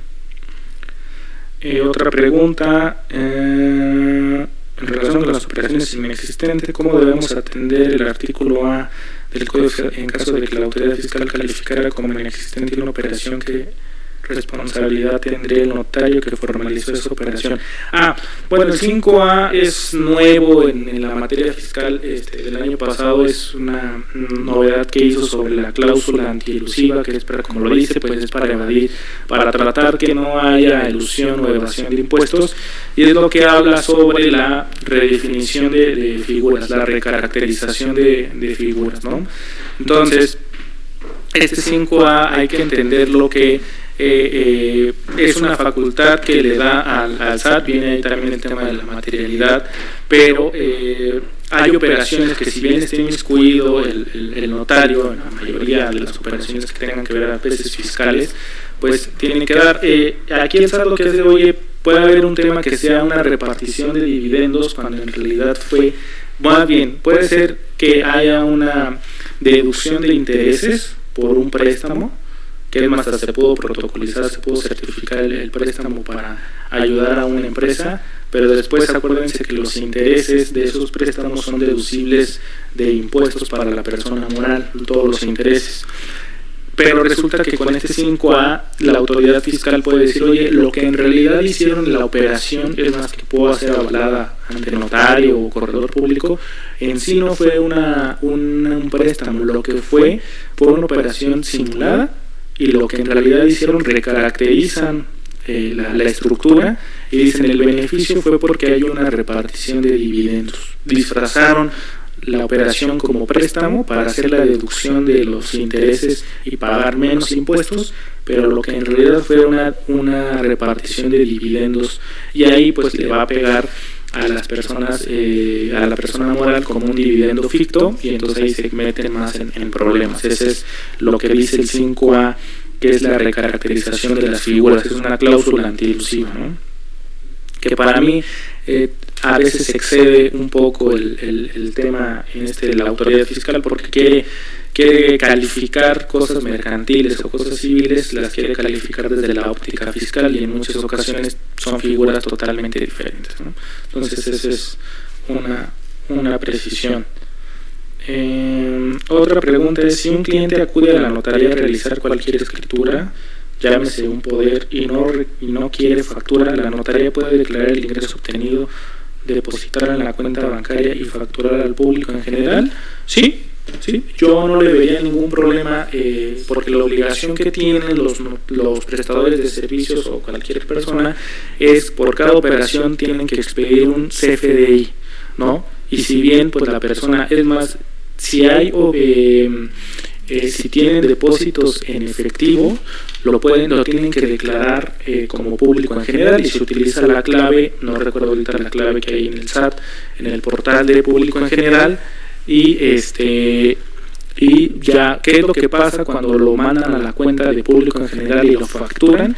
Que en ocasiones lo que pasa es que puede ser que le aumenten, hay operaciones que pagan el 16% de IVA, y entonces ya al ser el público en general pues ya no se pueden salvar en ese tema del acreditamiento de otros bienes cuando es en público en general, porque no viene ahí la salida del dinero, ¿no? Entonces sí se pueden hacer. Si un cliente llega y le dice, oye, yo no quiero factura, pero te lo voy a pagar, pues sí, con público en general, sí, público en general, y ya prácticamente no hay ningún problema en ese rubro. Una inmobiliaria se hicieron aportaciones de los socios con el fin de adquirir un bien. El contador no registró dicha aportación como capital, sino en deudores diversos. El registro ahora de registrarlo ahora como capital en términos del 78, no podría hacerse el reembolso de las acciones, pues se considera enajenación, ya que no tienen más de 2 años de registradas como capital. ¿Coincide usted con este criterio, o si el ingreso en un banco tiene más de estos 2 años, sería posible considerar que en ese momento se hizo la aportación de capital? Híjole, es una buena pregunta. Son estos casos que, bueno, por eso me gusta estar en estos foros, porque se aprenden de luego de las preguntas, problemas que se llegan a dar. Sí, mira, yo creo que el criterio, pues sí, como lo establece la ley, sí el SAT podría ahí determinarlo como un ingreso acumulable y que no lo reportaron, ¿no? Pero si bien se tiene, volvemos a lo mismo, en una contingencia fiscal se tiene que, y por eso existe ahora, y que lo van a ver más adelante los medios de defensa, existe ahora un recurso de revocación ante el SAT de fondo, y también existe un juicio contencioso administrativo de exclusiva de fondo, que son estos medios de defensa no permiten hacer argumentos de forma. ¿Qué son los argumentos de forma? Pues que se llevó a cabo mala notificación, que hubo un error aritmético, no, se van al fondo de la operación, la esencia.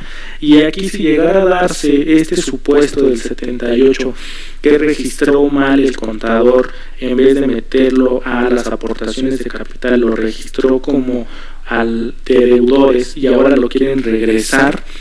Entonces yo creo que ahí, si en realidad entró a la cuenta bancaria, que eso sería nuestra prueba principal, la idónea, la cuenta bancaria, y está la salida de los estados de cuenta de los socios hacia la persona moral, las transferencias o los cheques, los estados de cuenta, a armar la materialidad, yo no le vería problema porque se tuviera como ingreso no acumulable. En mi opinión, sí le vería, siempre y cuando se tuviera en eso. Fue en efectivo, no, si es en efectivo, muy difícilmente las operaciones que sean en efectivo pueden desvirtuar, porque no hay esencia en ese tema. Otra pregunta, en caso de que un tercero quisiera solicitar una comisión por los honorarios cobrados, ¿podría facturarse como gastos a terceros y que el tercero emite el CFDI? También podría ser como auxiliar en la operación, también podría ser gastos correspondientes de gastos de terceros, también podría ser ahí el cliente. Lo que pasa, por ejemplo, a mí, a ver, señor licenciado, yo le deposito a usted para hacer el trámite que tengo que hacer. Ok, por ejemplo, mucho se da en los despachos de propiedad intelectual y de marcas y de patentes. Le depositan a los despachos o a los abogados, les depositan en sus cuentas para que ellos paguen los derechos en el INPI o en el indautor, y ya estos a su vez pues piden los CFDIs, pero ahí lo que se tiene que hacer es, o por ejemplo se da mucho en los viáticos también de los pasantes o de las empresas, oye, pues a ti te voy a depositar, pero el trabajador, o en este caso pues son los que pagan con su tarjeta, hacen toda la operación, pero el CFDI lo deben de pedir para el cliente que les pidió, y entonces ahí sí lo tienen que registrar como gasto, como tercero. También es otra, en este tema de la comisión también se puede dar registrar como gastos de tercero, y así para la persona que recibió el depósito no va a ser ingreso acumulable porque va a tener un registrado como gasto de tercero. Entonces hasta aquí creo que fue la última pregunta sobre el CFDI. Sí, no sé si el licenciado Aparicio ya pidió su código para no errar. Sí, aunque en casa del herrero, hasta donde palo. Con esta ley del 2011, pero es el Código Fiscal, pero no se ha reformado. Sí. Les quiero compartir algo muy interesante a propósito de lo que comentaba. En el artículo 29, que habla en general de las obligaciones de expedir comprobantes fiscales o los CFDIs, el artículo 29, y dice, en el primer párrafo, leo lo conducente, cuando las leyes fiscales establezcan la obligación de expedir comprobantes por las actividades que se realizan, los contribuyentes deberán emitirlos mediante documentos digitales, bla, bla, bla, bla. Y más adelante dice,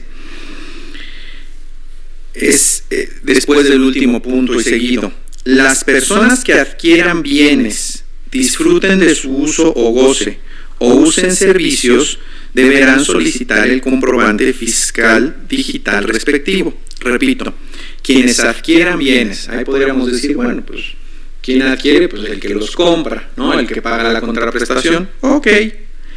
Disfruten de su uso o goce, o usen servicios. ¿Sí me explico? No dice paguen servicios. usen los servicios. Entonces, en el artículo 29 infine, o sea, 29 primer párrafo infine, habla del uso de servicios. Quien use los servicios deberá solicitar el comprobante fiscal respectivo. Y después yo les había dicho mal, por eso les digo que no me crean. Es el artículo 83. El 83 que habla, estoy en el Código Fiscal, y con legislación 2011, pero según yo no ha cambiado. Sí, no ha cambiado la ley del ISR, el reglamento, etcétera, pero el Código Fiscal no. Pero bueno, de todas maneras hago la aclaración. Artículo 83. Son infracciones relacionadas con la obligación de llevar contabilidad siempre que sean descubiertas en el ejercicio de las facultades de comprobación las siguientes. Aquí estamos hablando de infracciones. Son infracciones. Y aquí dice, en el párrafo...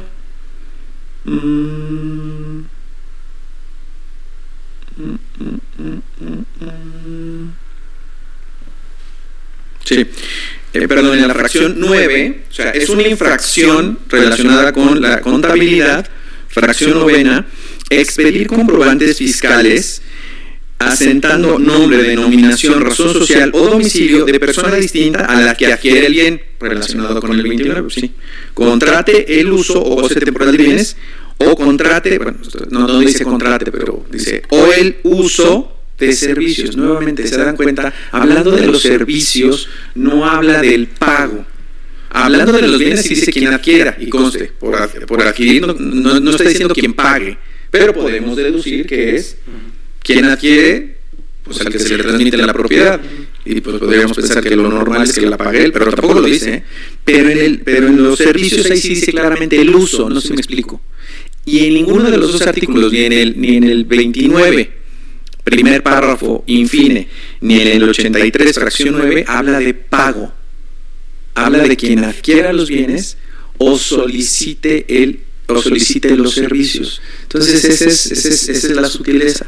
Lo lógico, o sea, si no nos fuéramos a la letra, diríamos, no, pues el que paga, pues es obvio, pues yo quiero como acreditar que yo pagué, pero la ley no dice que quien pague. Y después acá nos manda, por ejemplo, que era lo que decía, déjame en lo que lo busco, al 84, que si mal no recuerdo, ahí habla de penalidades, pero déjenme ver, 84,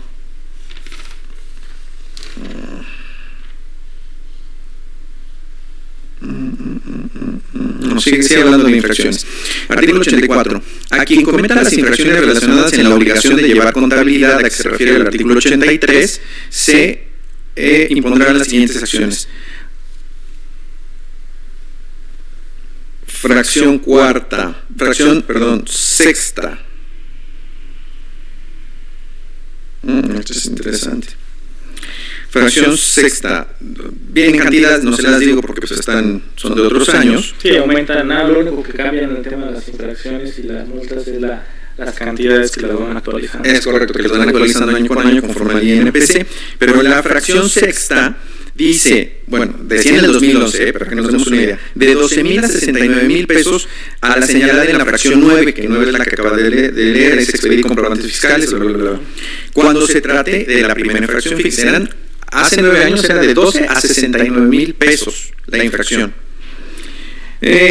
Tratándose de contribuyentes que tributen conforme al título cuarto, capítulo 2, son personas físicas de la sección 3, ¿no? Que en este caso, según yo, son los actuales, son los REINCOS, los REIFs, los régimen de comprobación fiscal. La multa será de 1,200 a 2,400 por la primera infracción. En caso de reincidencia, perdón, eso era lo que yo estaba confundiendo. En caso de reincidencia, la sanción consistirá en la clausura preventiva del establecimiento del contribuyente por un plazo de 3 a 15 días. Para determinar dicho plazo, las autoridades fiscales tomarán en consideración lo previsto por el artículo 75. Entonces, en concreto, si yo dirían los economistas, yo sé que suena contraintuitivo, ¿no? O sea, ¿a quién les pedimos el CFDI el que pague? Sí, pero no es lo que dice el 29. El 29 dice a quien solicite el servicio, y la sanción puede ir actualmente, según yo, son como 120 y tantos mil pesos, bueno, la máxima por supuesto, en caso de la primera, pero en caso de reincidencia hay clausura temporal. Entonces, regreso a algo que me han escuchado en las videoconferencias de los sábados, y en esto es, hay un montón de detallitos que parece como que no hacen ruido, pero híjole, en los detalles está el diablo. Sí, y algo que importante, sí, como siempre se aprende algo nuevo y así lo hemos visto, y la diferencia que hay con lo que digamos de lo efectivamente pagado, se ve la obligación de expedir los comprobantes es obviamente a quien, como le dice, quien solicite el servicio, creo, y el que adquiere el bien, ¿no? Eso no hay ningún problema para cumplir con la expedición, que son los requisitos, porque si no, pues obviamente vienen las multas y las sanciones correspondientes.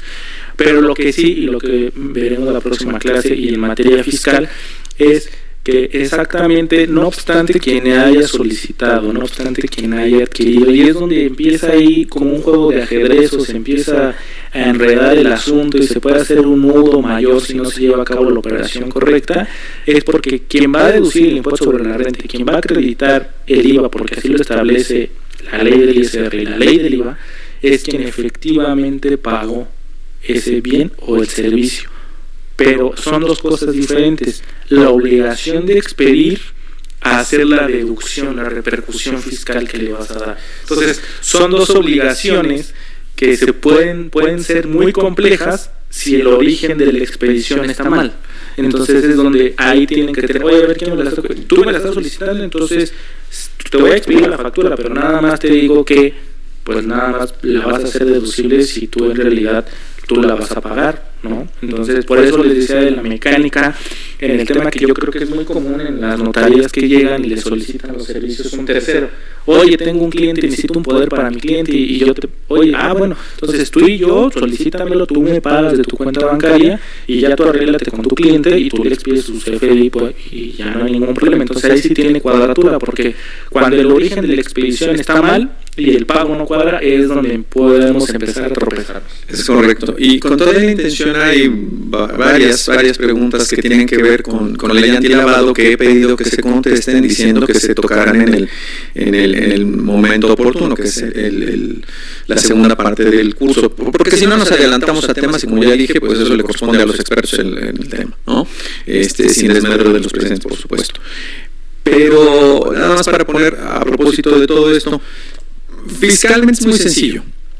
Fiscalmente, y especialmente para el SAT, a lo que les interesa es que haya transparencia. Es decir, ¿qué fue lo que realmente pasó? ¿Te lo está pagando un tercero? Perfecto, entonces que haya constancia que ese tercero te lo pagó. ¿Sí? ¿Por qué? O sea, ¿cómo? A través de un contrato. ¿De qué contrato? De mutuo, de prestación de servicios personales, de donación, de estipulación a favor de tercero. O sea, que se acredite que hay una relación con ese tercero que paga. ¿Por qué hablé de la ley antilavado? Es lo mismo, si se dan cuenta, es lo mismo que pasa en la ley antilavado. Es que quien está pagando es un tercero. Bueno, entonces, a ver, ¿por qué te lo está pagando? ¿Te lo está regalando? Bueno, entonces haz constar una donación que te está regalando. Oye, es que es mi mamá, pues qué bueno, es una donación, entre ascendientes y descendientes que está exenta. No hay obligación de reportarlo, pero está exenta. No sé si me explico. Es que es mi pareja o mi novia. Ok. Pues es lo mismo, por supuesto, lo constan en escritura pública, por lo menos en la Ciudad de México, a partir de 5 pesos, el código dice 5,000, ¿no? Sí. Quitamos los tres ceros de 1992, es a partir de 5 pesos tiene que ser escritura pública. Es que, insisto, es mi pareja, pues perfecto, primero tiene que constar en escritura pública. Y segundo, pues se genera ISR por adquisición, porque no estamos en el caso de exención, ¿no? De los ascendientes, descendientes, etcétera. Entonces, pero insisto, mezclo temas, porque en ley antilavado es lo mismo. Lo está pagando un tercero, perfecto. Entonces, nada más hay que ver, uno, materializas que todo lo que veníamos diciendo antes. O sea, si entendemos la lógica en general es relativamente sencilla. Puedes hacer lo que sea siempre y cuando haya materialidad y quede acreditada el porqué de la relación. Si falta alguno de los dos, es ahí donde empiezan a surgir los signos de interrogación y vienen las investigaciones y pueden constituirse las infracciones, etcétera, las presunciones o lo que sea. Y termino ya con esto de la ley antilavado. Es que si uno lo está pagando, pero no para beneficio propio, sino para uno tercero, a ver, vamos viendo, ¿no?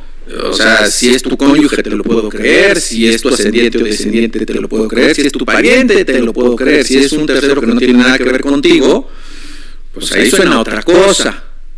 Entonces, regreso a donde empecé. Sí, es muy curioso. Siempre cuando haya transparencia y materialidad, yo diría que en términos generales, llámese desde la cuestión de emisión de comprobantes hasta el lavado de dinero, no tenemos problema. Nos falta alguna de las dos cosas, nos saltamos, hacemos un paso de la muerte, ahí es donde muy probablemente, y más con los sistemas actuales de seguimiento de operaciones, de todo, y de rastreo de capitales y de todo. A ver, la eliminación del efectivo es para eso, sí, para hacer rastreable, ¿no?, los recursos y saber de dónde salió la lana. Salió de tu bolsa, perfecto. ¿Me pagaste impuestos? Perfecto, no importa. Fue poco, fue mucho, eso no me importa, ¿no? Es que se está regalando a tu amiga, pues que pague impuestos, ¿no? Ahora, no me pagas impuestos o no me acreditas de dónde viene el dinero, entonces ahí sí hay problema. Sí, claro, sí, pues como digo, todo es una estructura y como les digo, el sistema fiscal está hecho para hacer un aspecto formal. En cuando tú te saltas las formalidades que establece el Código Fiscal, la Ley de Impuestos sobre la Renta, la Ley del IVA, todo el sistema fiscal, tú te saltas las formalidades, es donde empieza. Y como sabemos, en toda operación hay un aspecto fiscal. No hay alguna operación que se sale de reportar, de declarar. Las donaciones, los préstamos se tienen que declarar, están exentos hasta 600,000 pesos, pero se tienen que declarar, ¿no? Entonces es ahí el tema. Y es más, si no, me tocó a mí ver un asunto que aún el préstamo que hubo hipotecario a través de la hipoteca que expidió la Constitución, ahí la protocolización de la hipoteca, y al contador de una persona física se le olvidó en la declaración anual reportar ese préstamo, no obstante que estaba protocolizada la hipoteca, el SAT dijo, no me lo reportaste, entonces es ingreso acumulable para ti. Oye, pero es que es algo, la obligación estaba y es una presunción que te tenías que hacer y se acabó. Oye, pero y así desafortunadamente llegó hasta la Suprema Corte y la Suprema Corte avaló ese tema, que si no se declaran los préstamos en la declaración anual, no importa, es acumulable, no obstante que haya tenido la fe de un fedatario público, ¿no? Entonces, sí es algo importante y yo, bueno, para rematar un poco importante, yo creo que las notarías también les dan a sus pasantes, yo siempre me equivoco en el tema de los puestos que hay, las jerarquías que hay en las notarías, pero bueno, los pasantes hay veces que, como en los despachos también les damos a los pasantes viáticos si tienen que ir a presentar algo o demás, sí es importante que estos, por un aspecto también fiscal, que lo que se le deposite en su tarjeta de nómina al trabajador del despacho, de la notaría, de la empresa, sea a través de la cuenta de nómina registrada por el patrón, y a su vez los comprobantes tienen que ser expedidos para la empresa, ¿no? O para el despacho, para lo que sea.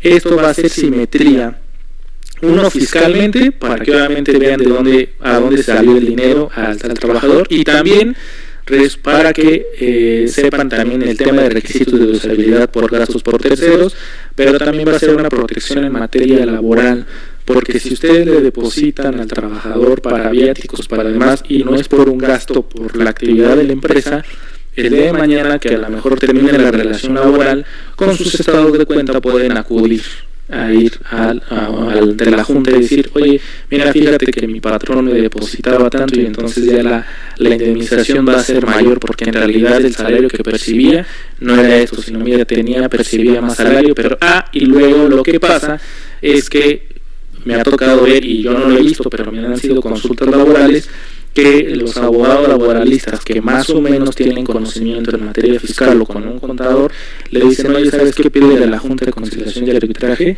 que le gire oficios al IMSS o al SAT, porque resulta que tu patrón reportaba un salario diferente al que te depositaba. Y entonces ahí es cuando el patrón pues dobla las manos y dice, oye, pues ya cuando vamos a negociar, porque si entre que es cierto o es falso, pues se le puede detonar una auditoría del patrón, que puede haber más repercusiones que pagarle la indemnización a la trabajadora o al trabajador.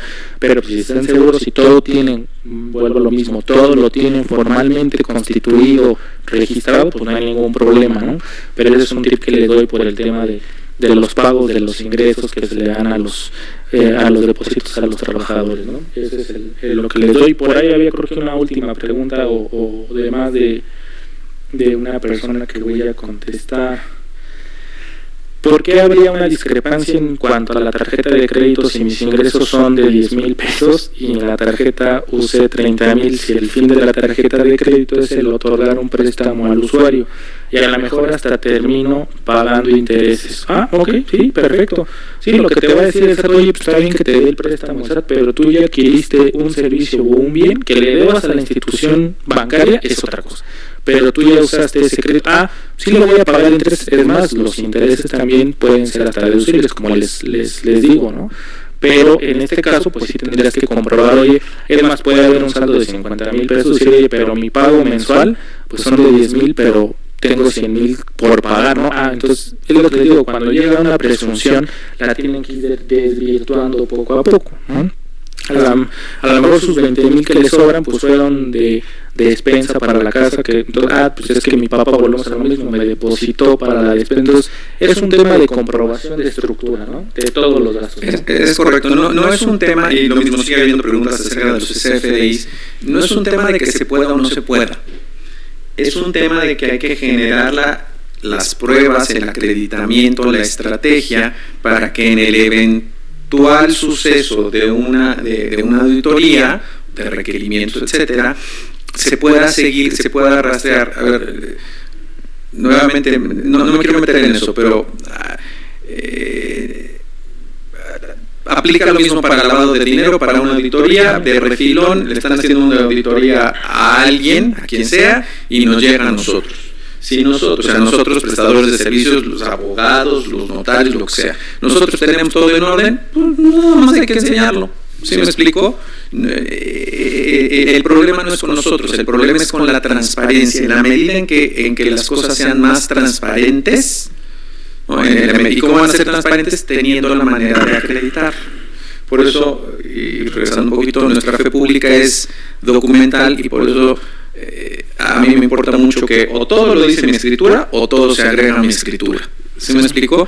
En la medida en que nosotros preconstituyamos las pruebas y las pruebas sobre en nuestro propio protocolo, nosotros, como dicen por ahí, la escritura habla por nosotros. No hace falta que nosotros hagamos más aseveraciones que lo que dice la escritura. Es que cómo se le pagó, como dice la escritura, y cómo dice que se le pagó con el cheque tal, cuya copia se agrega, o con la transferencia tal, cuya copia se agrega, o con la transferencia o el cheque número tal, de la cuenta número tal. Digo, con todo respeto, en estas épocas tecnológicas, yo creo que es más fácil sacar una fotocopia o una digitalización que transcribirlo, pero se vale. El punto es dejar todo acreditado. E insisto, y siguen habiendo preguntas de CFDI, hace mucho ruido eso de, a ver, ¿se lo escribo al que paga o al que solicita? Pues es que lo ideal es que fuera la misma persona. Lo ideal es que quien compre el inmueble fuera de su dinero. La realidad es que no siempre es así. La realidad es que si no se acredita de dónde sale el dinero, es de donde puede haber problemas, pero no porque esté mal que pague un tercero. Claro que, por el amor de Dios, es un caso de subrogación legal, 1057. ¿No? Un caso de subrogación legal, o sea, de sustitución subjetiva, de sustitución de sujeto, es que un tercero pague una deuda propia. Sí, claro que se puede. Ese no es el punto. El punto es el por qué, y es si alguien está o lavando dinero u omitiendo o utilizando comprobantes fiscales como deducciones que no le corresponden. Sí, creo que hay un poquito de ruido, y las otras preguntas que hay para el próximo martes, si hay tiempo, lo respondemos de CFDI. Sabía que iba, por experiencia propia, este tema de las adquisiciones, pero repito, creo que aquí la estructura es el tema de ¿para qué sirve la expedición y para qué sirve la deducción? Son dos cosas diferentes. O sea, el 29 obliga a expedir el CFDI, te dice a quién lo tienes que expedir, y en el caso de impuesto sobre la renta, en el artículo, no recuerdo, 28 o 27 de la ley de impuesto sobre la renta, viene cuáles son las deducciones y cuáles son los requisitos, al igual que el IVA para el acreditamiento. Entonces, ahí son dos cosas diferentes. A lo mejor lo único que importaría como prestación de servicio es la obligación de la expedición. Ya el que tenga el CFDI ya le corresponderá a él si lo hace deducible o no, pero nosotros como prestadores de servicios tenemos que cumplir con base al 29 que dice a quién le vamos a expedir el servicio que adquirió el bill o el que solicitó el servicio, ¿no?